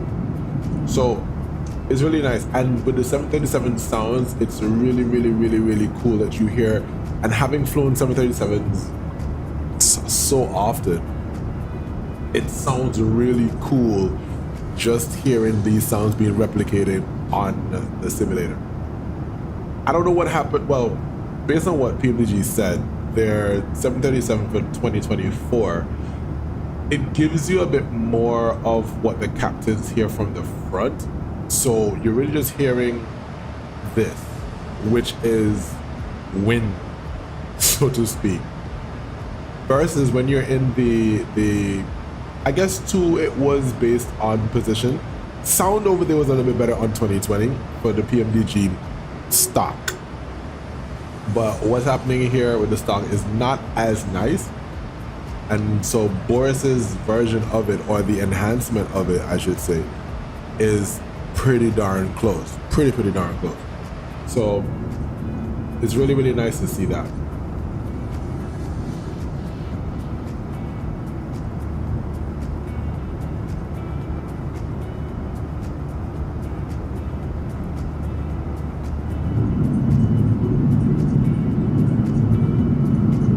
then you see the reflection off the wing with the beacon light. And Flight Sim has come such a very long way. I remember Flight Sim 1998. I don't know if anybody on the sim knows this is 2024. I don't know if anybody on the stream remembers Flight Sim 1998. Flight Sim 98. Oh my goodness. From then until now, I wonder if somebody could find that. I'm gonna have to look for a video and see if anybody would have recorded Flight Sim 90 or even have it that you could play. How's teaching going with school teaching wise? Everything is alright for the most part. I actually miss you guys, man. It's and you guys are so far, so I can't even see you guys on the road or anything like that. But it's pretty good down here. What's going on over in Paris? Yeah, this is 2024. I haven't uninstalled 2020 yet, but I've been using 2024 a lot more. It's actually nicer, it loads much faster. So 2024 is really, if some persons hear me say this, they'll probably look at me side eye, because I was at 2020, I'm like, yeah, I'm not going to 2024 yet.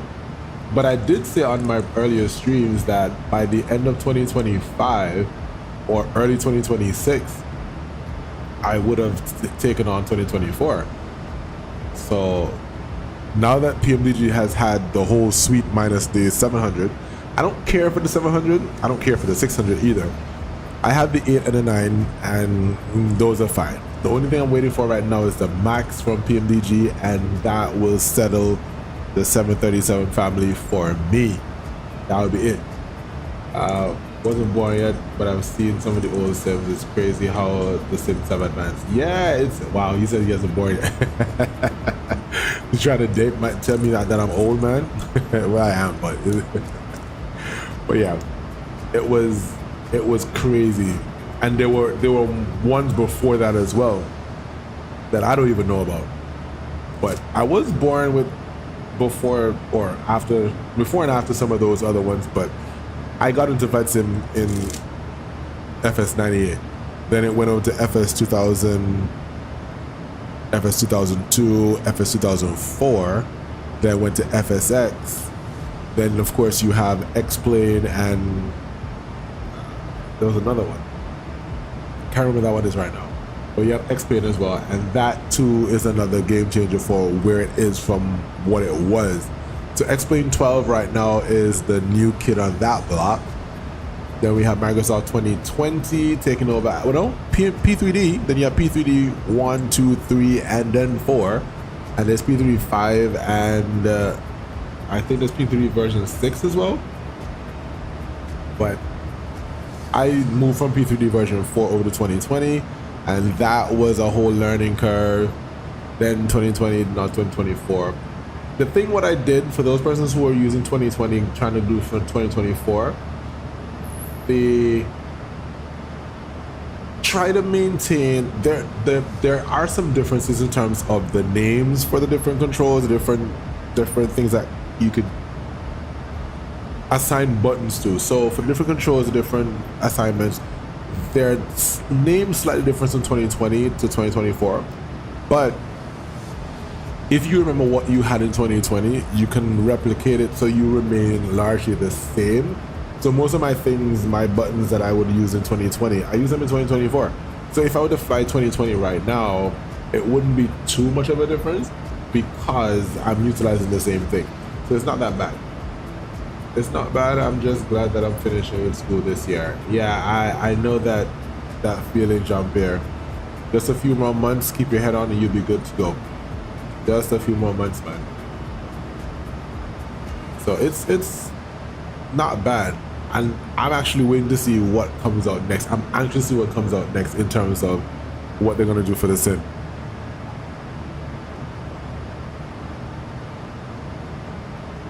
All right, let's check where we are. 150 nautical miles from on top of the descent. So at the bottom of the hour, 8:30, we will be less than 15 minutes. 16 minutes, we'll be out of top of the descent. So let's go ahead and check out our arrival information. First, let's start with the weather. Start with the weather. Current weather in Hotlanta. Winds are from the northwest at 23 knots, gusting to 35. It's really going to be fun landing in Atlanta today. The visibility is 10 statute miles, fuel cost 6,000, temperature is 7, dew point -7, altimeter 3014. So we're looking pretty good at that. And let's check out the airport information. So we're coming in on the Jedi 4 because we're now still with flight level, not flight level, still with ILS runway 27 left. So we're looking at chart 10-285, and this is valid from 21 November 25, effective 27 November. And what it says here, radar required, jet aircraft only, expect descent via clearance from the center. And we do have center control online, so I'm not sure which one because it's 28-725 and there's also 32-975. So whenever he's ready to call, he will call, so we'll do that. The routing is simple. As depicted from Jedi on track 320 to Daffy at 8,000, then on track 320 to Graham, then on track 4 to Puba, then on track 4 expert radar vectors to final approach course. Coming into Atlanta most times, they'll tell us, they will tell us, who can't talk? They will tell us to descend via the, but first I should have begun my descent to be at Lars at or above 5240. If Jackson was online, I would have already been descending. And so we're descending via, that's the instruction we're gonna get, and we're to cross Daffy 8,000. Once we get close to Daffy, crossing Daffy, he's probably gonna give us vectors to our final approach. More than likely, we're going to ILS runway 27, and so we will probably get radar vectors to Grumpy, then down towards the visual. I'm pretty sure they're gonna give us visual because that's what they do. Let's see, arrival ATIS is information Lima, and as we said, the winds is 320 at 19, gusts is 32. Oh, Roger will be back for the descent, no problem, Mark. Let's see, 17 approaches, visual approach, runway 26 right, visual approach just for less. Yeah, so we'll back it up with the ILS runway for the ILS, we'll back it up for the ILS of runway 27 left, but more like he's going to be visual runway 27 left. So let's get that set up.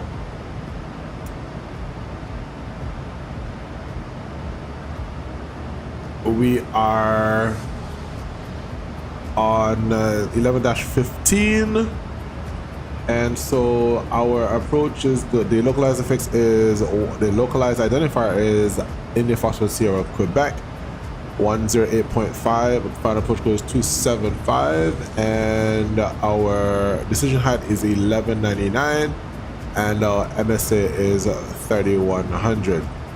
So we are gonna cross, or we should be at 6,000 by Rome or Rom, and then we have to step down towards Grumpy where we get our ILS or glide slope at Depot. I'll be a 3-degree glide down to the runway at or above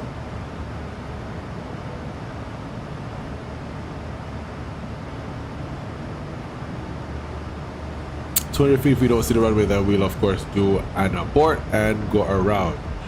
Orbit's approach, we climb to 1500, then a left turn to 4000 on the heading 265, and inbound on the Rome VOR, Rome 1, radio 165 to Duty, which is, or Duty, which is 31 nautical miles from the Rome VOR, and then we will hold. So left, and then we'll turn right towards Duty. Duty. Why do I keep saying Duty? That's a local term in Antigua. All right, so let's set it up. We have, let's do our performance en route.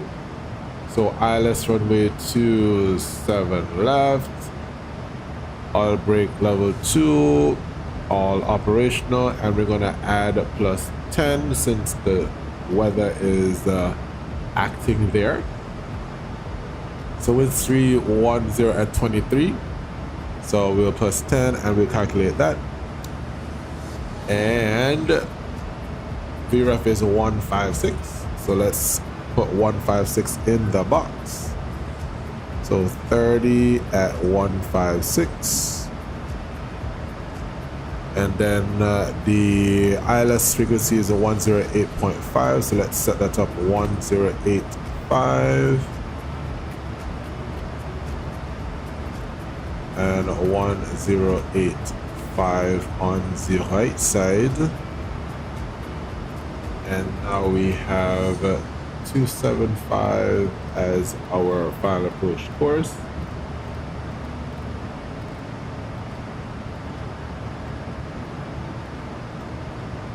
And 275, 275. That's set. And level 2. So with 707,687, let's see what we're gonna do for our landing. We are landing on runway 27 left with, let's see, 27 left. It is 9,000 feet. So that's gonna cause us to exit off of November 2 or Papa once we get in the touchdown zone. If not, then we roll all the way to the end to Papa, and we would then use, depending on what air traffic control gives us, we either take Whiskey around or we just cross onto Lima and taxi the gate.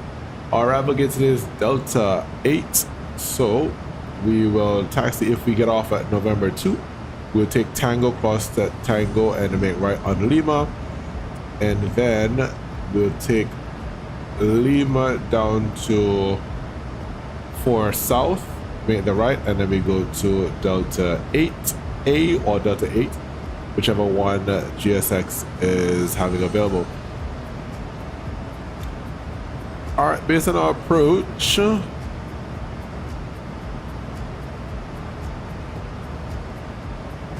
on the star, we are to maintain 280, and that is the my Atlanta controller. 132,975.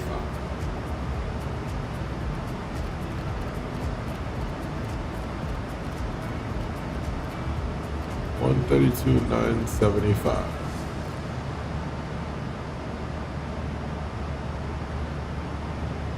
Atlanta Center Pleasant, good evening, Delta 1976 with you, fellow with 350.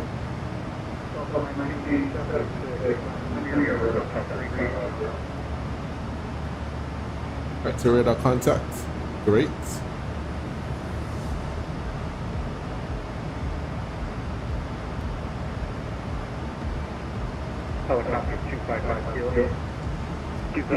Alright, so speed restriction 280, 250, 250, then 220 based on the vectors we received. Great.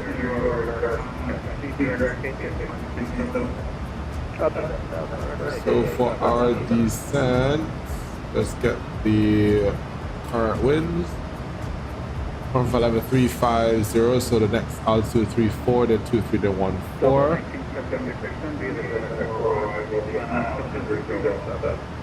3017 is on Beta Jedi 4, Delta 1976. Alright, so 3017 is the altimeter, so that's preset.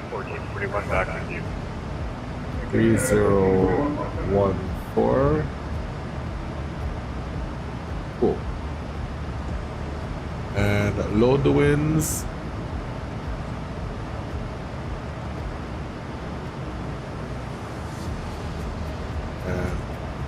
And execute. Alright, so 45 nautical miles stop descent. And we are good to go. So descend via the Jedi, so we'll set the first descent down to 14,000. We'll bypass flight level 24 because it's at or above 240. So we'll take it down to 140, so we just give it a continuous descent.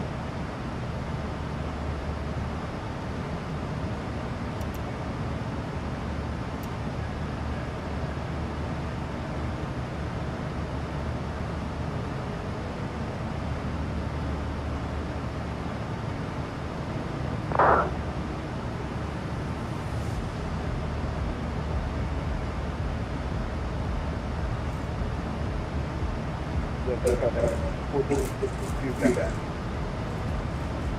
FedEx 1462 back.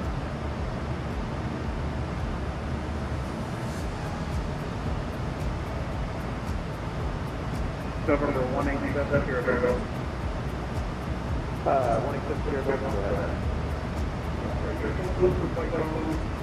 Yeah, we're in there, Bergs. You're actually in, give them a call on 13347. 13347. 187.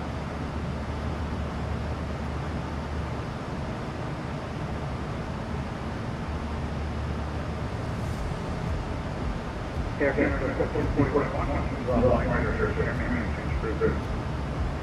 Papa 22 for Air Canada 1441.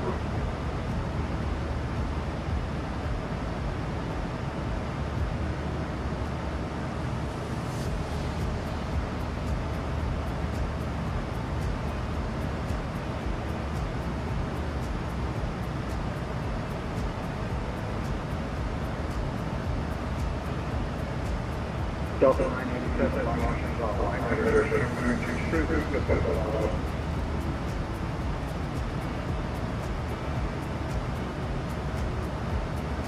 Delta 987.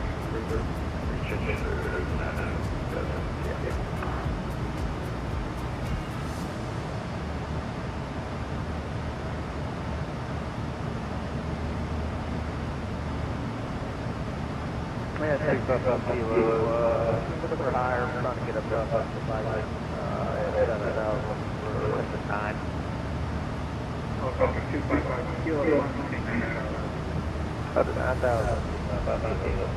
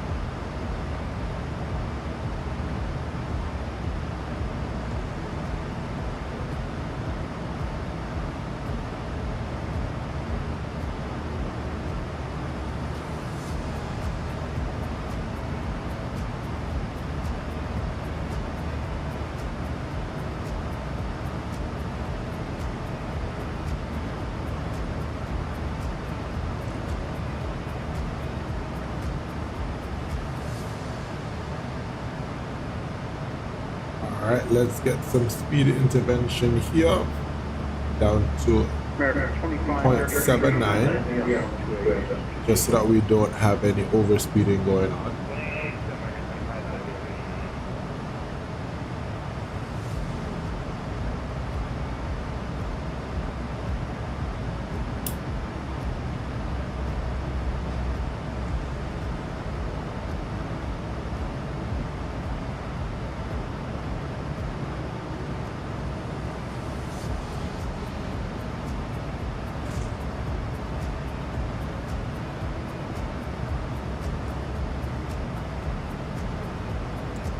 Radio altimeter is 200.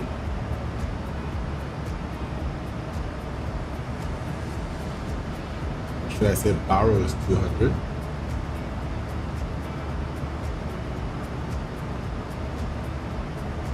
We have Atlanta approach 133, so we're gonna set that up 133. 475.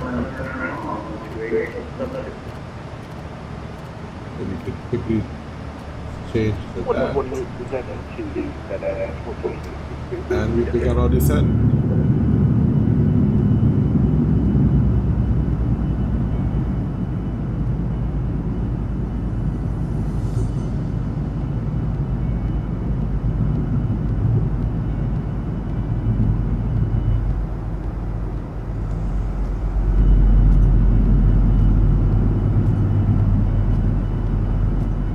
There is that nice whine that we would hear as we pull back on the throttle.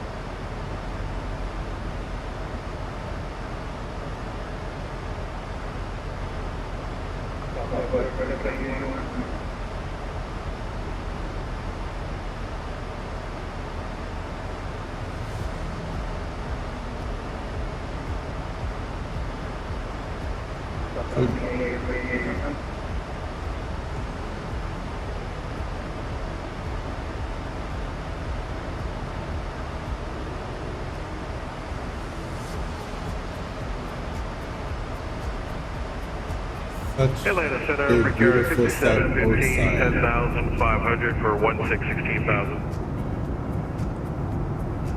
And the crazy part is that this actually looks like what you would see when you're flying outside. Flight level 230, normal speed for 5715. Welcome back.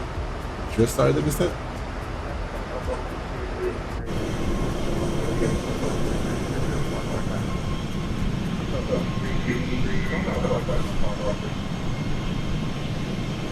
You can see all the people right here. Almost a full flight. All those seats are filled.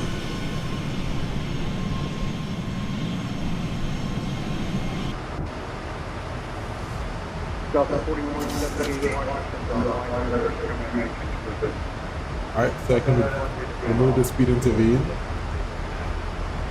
Ooh, that bus right there.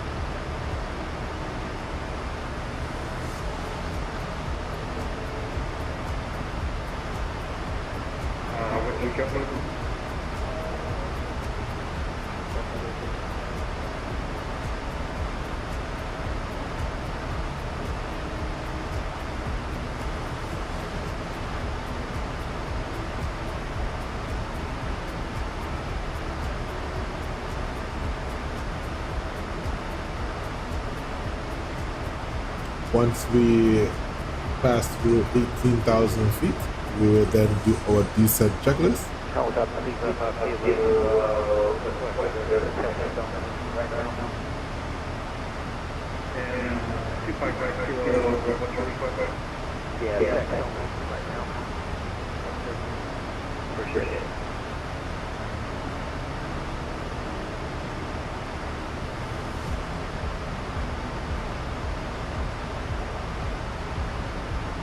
Lush 6471, contact approach on 133347.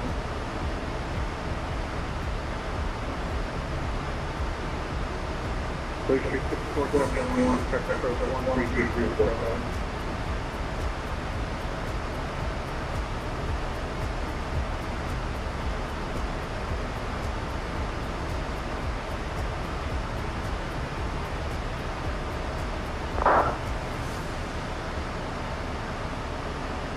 Coming down to flight level 200. Once we pass for level 180, then we'll continue our descent down to 8,000 feet, which we are to be leveled at Daffy.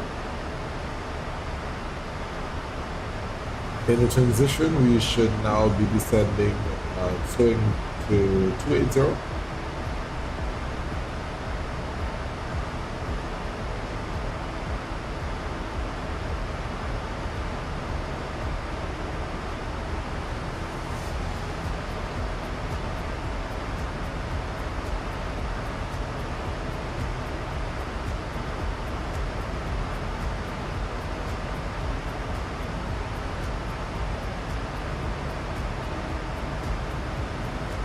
Breaker 5715, launching from launch. Switching advisory for Carrier 5715. And there is our transition. Standard local set 3014. And very shortly we'll get the switch over to the approach controller.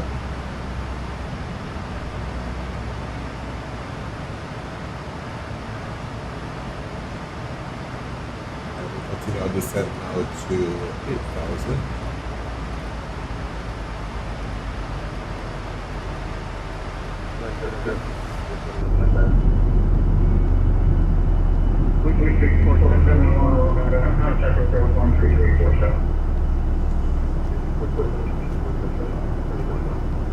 Yo, George, what's up? Welcome, bro.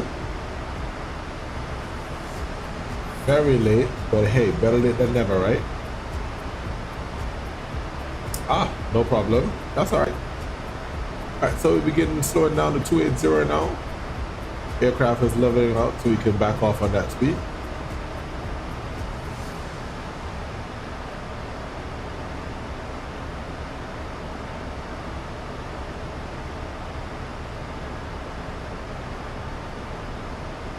These cloudless nights are the coldest nights. And with this wind speed, I know Atlanta is cold.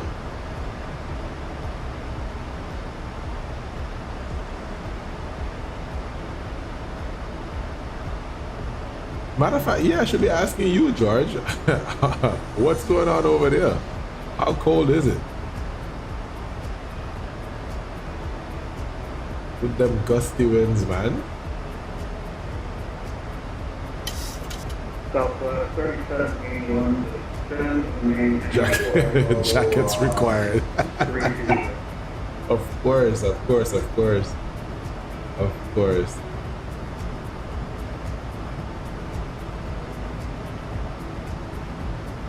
And the strangest thing is that it gets colder before it gets warmer. It's just crazy. 2838 from Andre on 3000. The one Sundara is 3017. I wonder why am I still with him?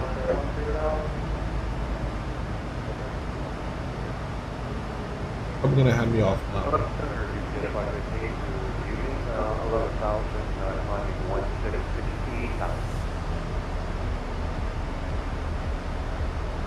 UPS 515 on the main station, flight level 310.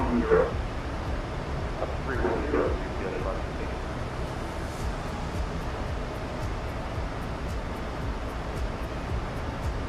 Close there, Emirates 6970 climbing 8,500 for 14,000. Emirates 6970 center, climb maintain flight level 310. Up to 310, Emirates 6970.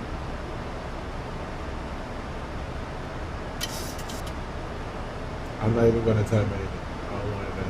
Delta 1976, contact approach 1334. 3347, thanks for the ACC. Alright, 1347, and let's get 19-1 ready for that transition as well. Atlanta Center, correction, Atlanta approach, good evening, Delta 1976 with you to 721 2700 for 8,000.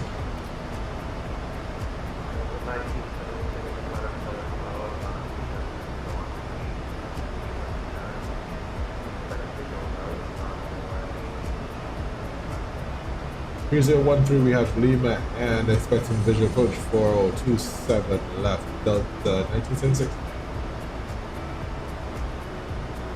Right, so now let's do the descent checklist. Altimeter 3014, pressure 3013, and set, cross check twice. Radeon barrel settings is 200 and the set ref 3156. The airspeed bugs are cross-check, anti-ice not required. Approach briefing is complete. Auto brakes is set, level 2. Passenger signs are on. Pressurizer panel is set. Exterior lights are set for now. Recall is checked. Descent checklist is complete.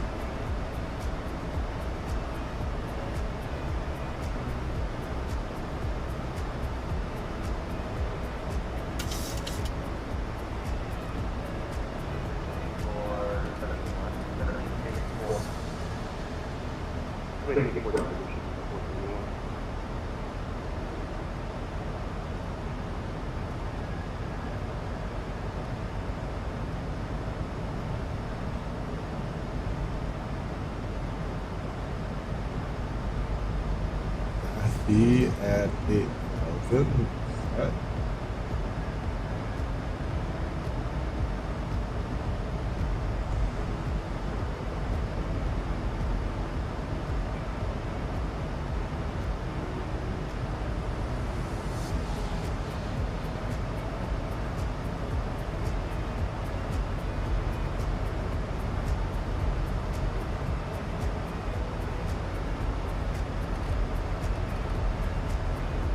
To ensure we don't bust through the 250 below 10,000, we're gonna do a level change. 8,1976.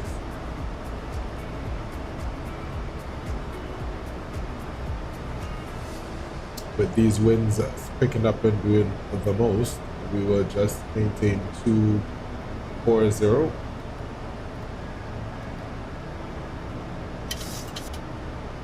And then once we settle at 240, aircraft will then push down for 8,000. And in just a little bit, we'll get 6,000 direct grumpy, as is the norm here.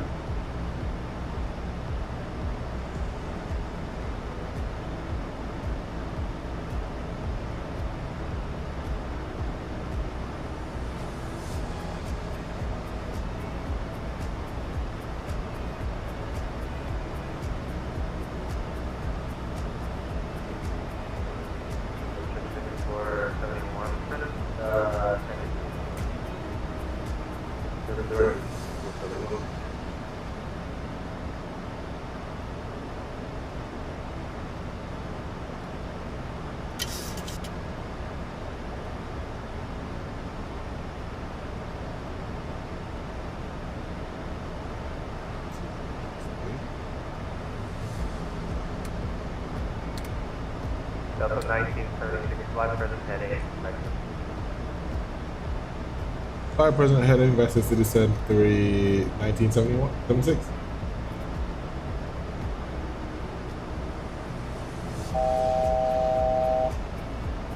Wonderful. We're below 10,000 feet. Fixed lights on.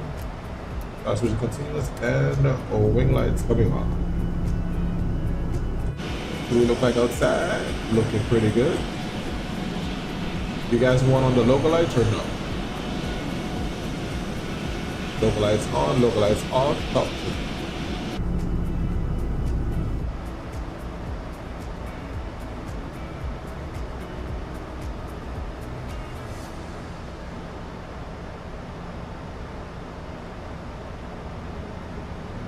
6471. Sir, flight heading 250, around Logo lights coming on. 250,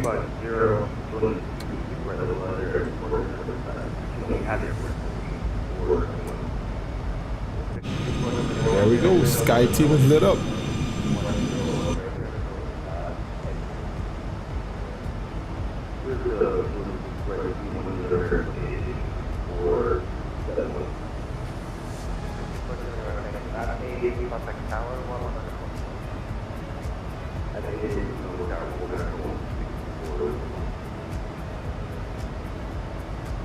Delta 1976. 5,000, 1976.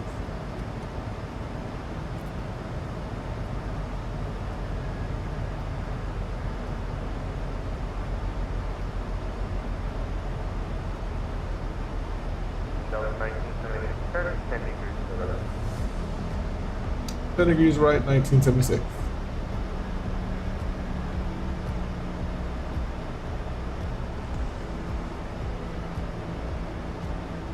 There's that aircraft that is landing.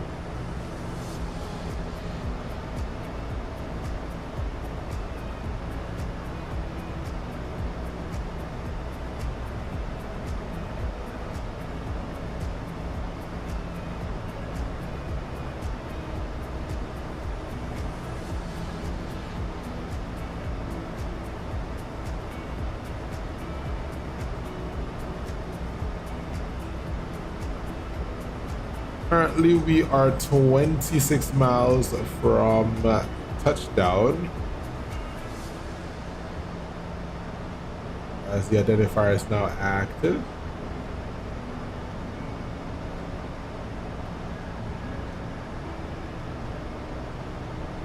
Let's ding the cabin.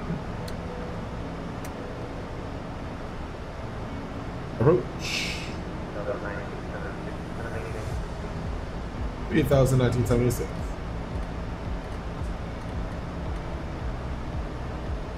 For the approach checklist, flight and navigation instruments is checked. Chime switch is cycled, and the altimeter is 3013 and cross check. Approach checklist is complete. Reduce speed now to 30.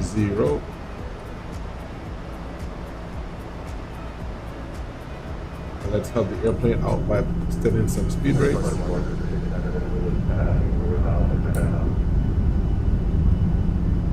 Walker 699 on the departure contact.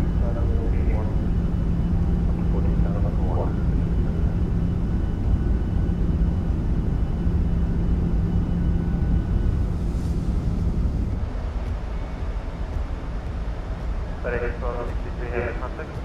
Center 1 to 8.7. Okay, center runway 17.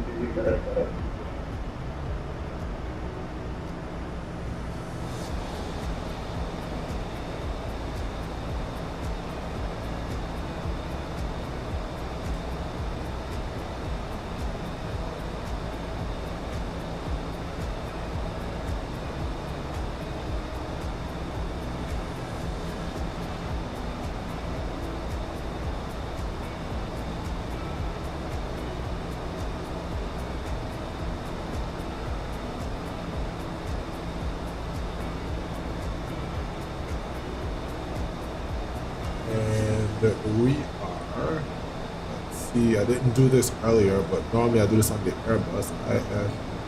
IFSQ 27515 27 Walker 38 7. Contact at Center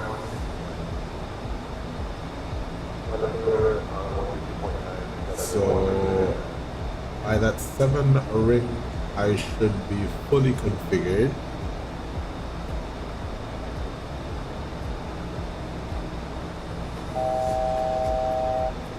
Coming up to 3,000 feet.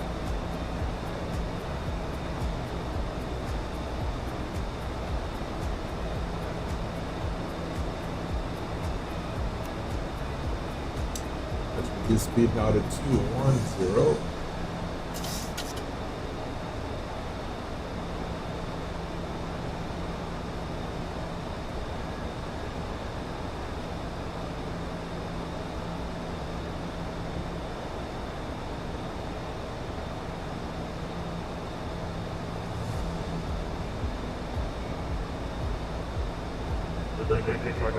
Contact Atlanta Tower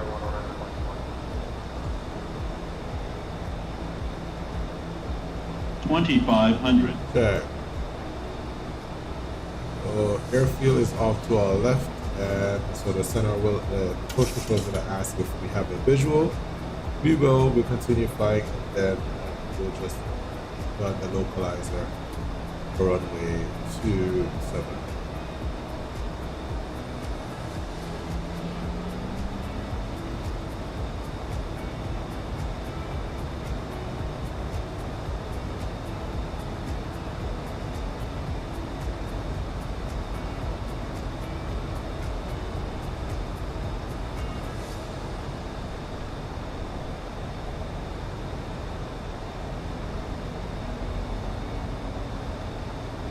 Speed 180.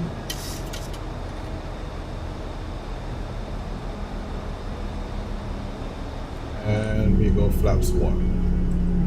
Flaps 2.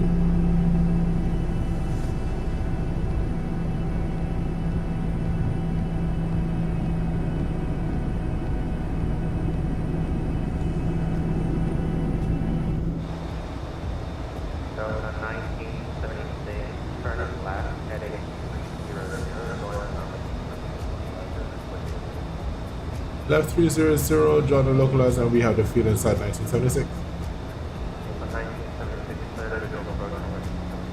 Clear visual 27 left 1976. Alright, we're gonna pause the music real quick.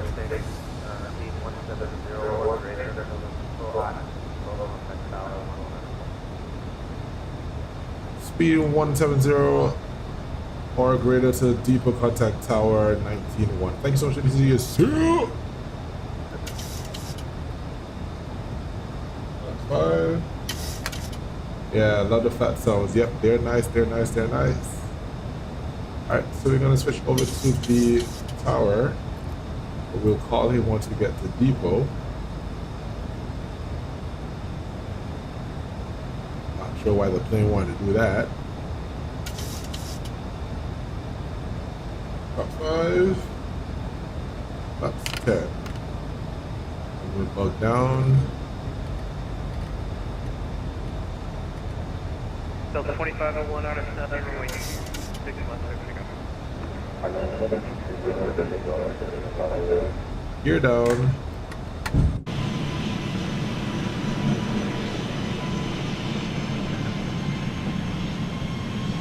Westlake 1261 and then tower, runway 27 right. Army approach. So, as you see here, we have a crosswind. Flaps 30. That wind is strong, and now we have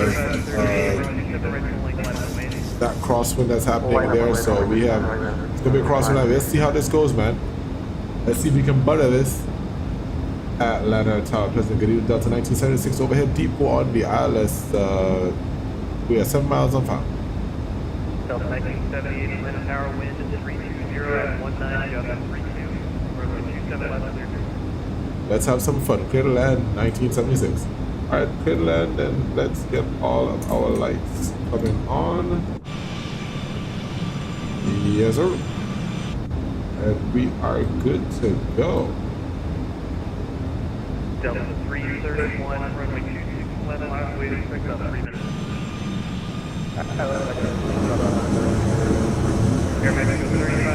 Look at this crosswind, guys.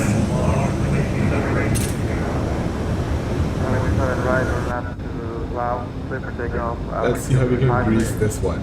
I don't know how pilots land with when using the PFD without flight directives. Well, remember it's visual, so technically I could do the same thing, but I prefer to use the aircraft down to 5,000 and 500, and then I take over. So yeah, it's you can, because you're doing visual, so you're literally just you're looking outside for it. So it's not shouldn't be that bad.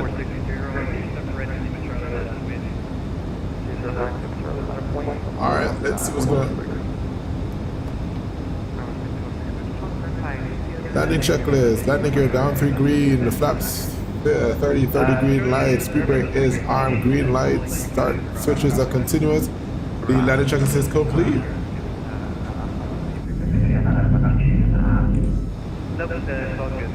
All right, 500. My airplane.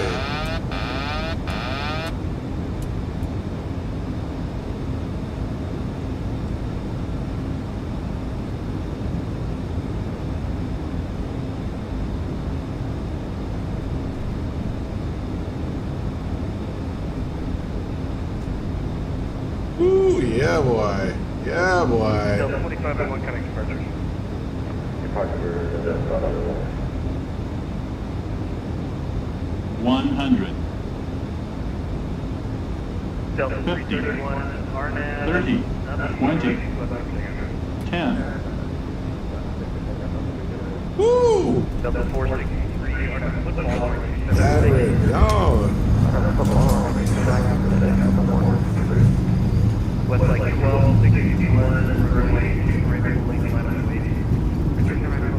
Woo!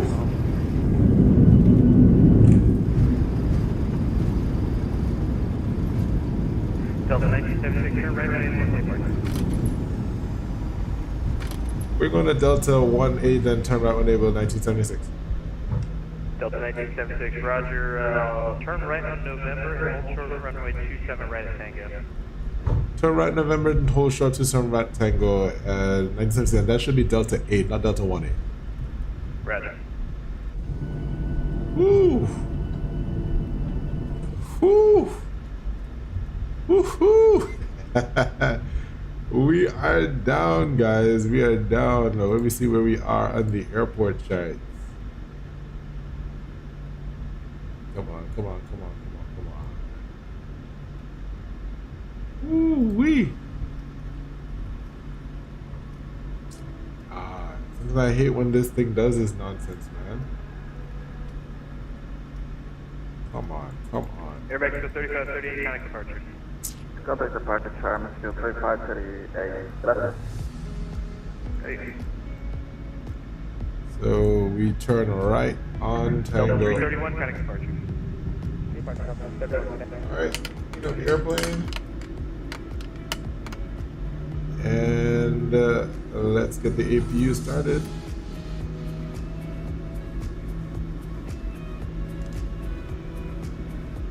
Woo! Those are wins, boy. Those are wins. Technically, I should have gone around, but we don't have time for that. Woo! So we hold short here on Tango.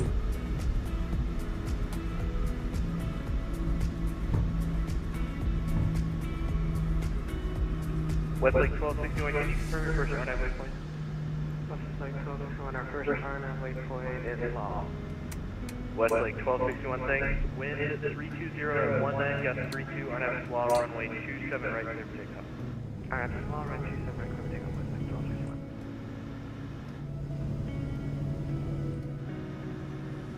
And a tower Delta 3035 2 south with Yankee for taxi. So we're going to Delta 8. Roger, standby. Oh, well, it's 8 Alpha. That's where we want to go. Great. Delta 463. Delta 463, step down to their contact departure. Departure, Delta 463, everyone, thanks. You too. Delta 3035, contact ground, taxi on 121.9. Ground 121.9, Delta 3035. So let's get that up. 119. That's when you have all these controllers online. You get to go from one to the next. Atlanta Tower, bearing 672 kilo. 21. I'm missing that departure. Bear 2 Kilo Victor, Atlanta Tower, Roger. Lima is the arrival ADA. Information Yankee, you'll get departure ADA. Have your clearance on request. You can contact ground on 121.9. Where's the departure? Alright. 9 of check for 280. Delta 1976 at Tango, cross runway 27 right. He's already gone. Join Mike and contact ground point 9. Cross 27 right on Tango and ground point on the other side. Thank you. Alright, so let's get everybody going. Contact call 61 of everyone. Listen, we had minor session at LNAP here, but we're pushing Dr. Small.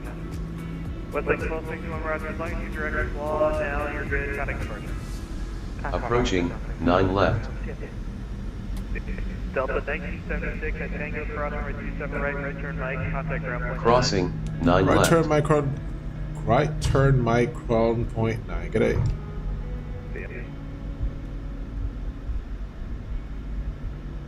Alright, so not Lima but Mike. So turn right here and ground point 9.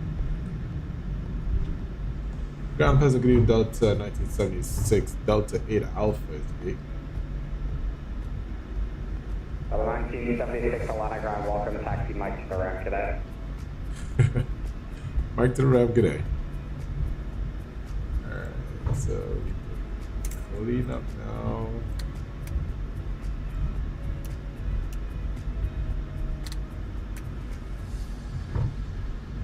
So we're going to ramp 4 south, so we take Lima 6.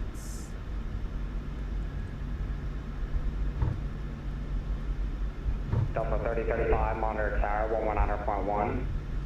119.1, Delta 3035.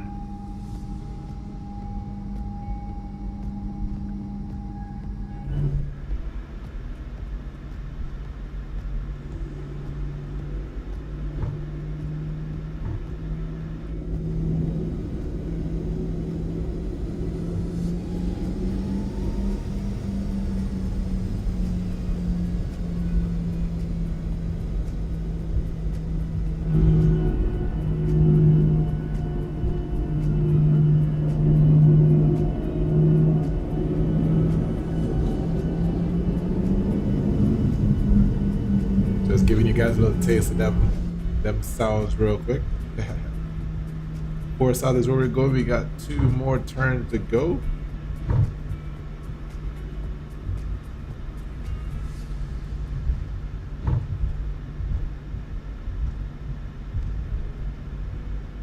Next turn coming up here is Uniform 6. No, Lima 6. And then our gate is somewhere there.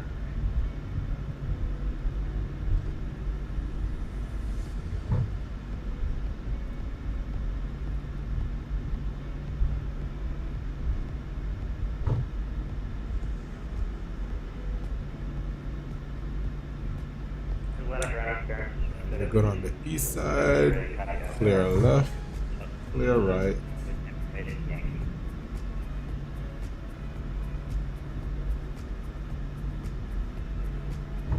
Number 627 Kilo Victor, Atlanta, ground hello, you close to Tuscaloosa Airport, via Atlanta 2 departure, radar vector sir, west 2, and maybe 4,000, expect 8,010 after the West 2?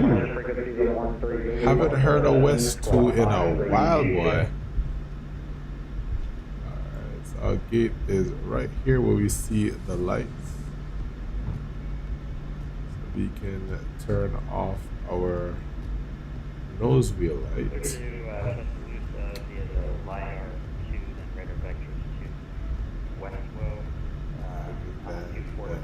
Make this nice little turn.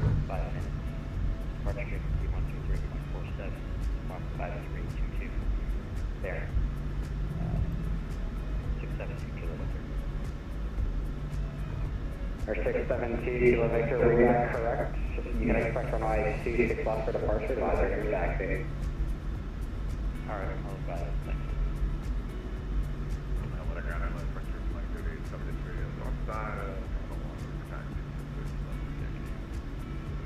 Butterfly 3873 on the ground runway 26 left, taxi via Foxtrot.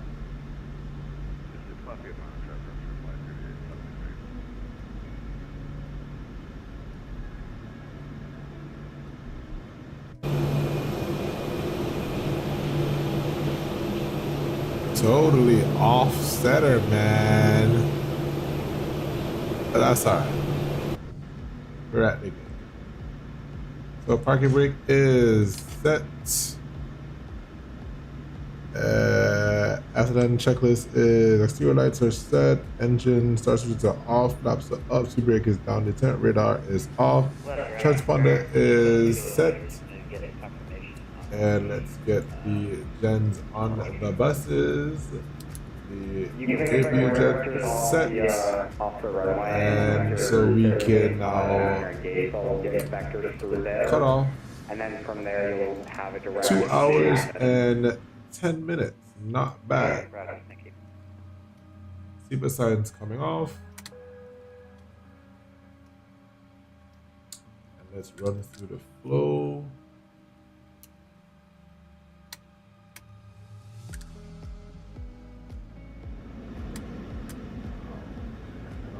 Circulation all this time, that's crazy. All right, guys, we are here at the gates. Let's get these chocks on the airplane.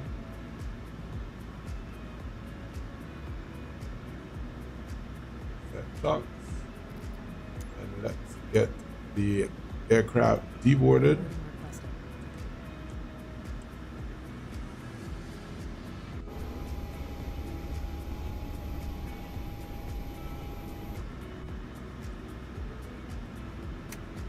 And the collision lights coming off. That's far. I was really off the line for real. Shutdown check. Passenger signs are off. Electrical is coming on just now. Engine start switch is cut off. Transponder standby. Anti-collision light is off. Fuel pumps are as required. APU is still running. Window heat is on, probe heat is off, anti-air is off, and electric hydraulic pumps are off, air conditioning panel is set, APU is on, auto brakes is off, parking brake is off. Now we're on the chocks. Shutdown checklist is complete. And we can now open the door. Good night. Thank you so much, my brother. It was good seeing you on the stream. Hope you have a good night.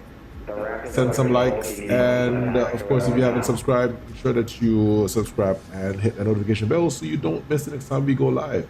Guys, it was a pleasure for you to be rolling with us from Nassau on this 2 hour and 10 minute flight. It was a fantastic one. Let's see what my landing rate was. My landing rate was a minus 253. Hey, I'll take it.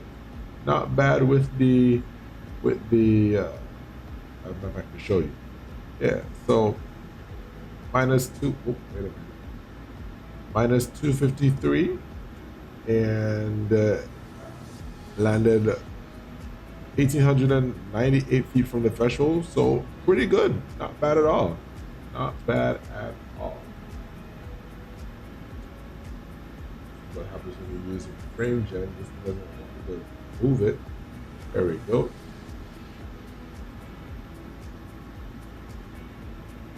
Not bad. Hello, Delta 260, request push start.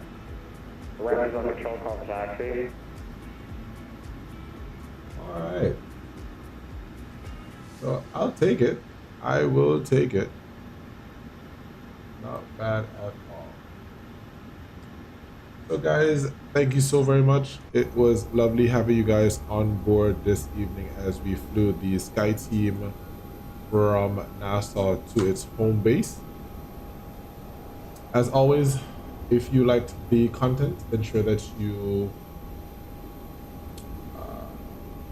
you click the like button.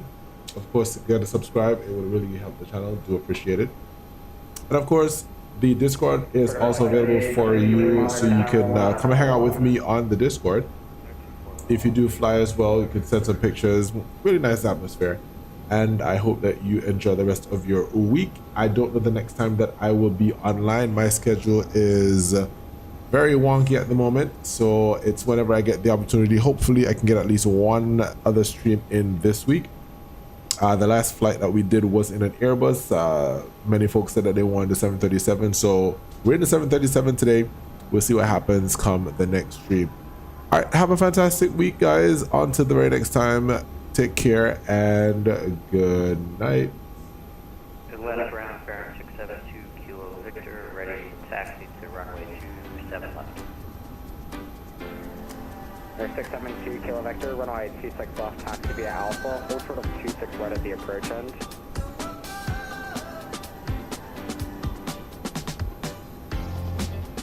Alright, we'll taxi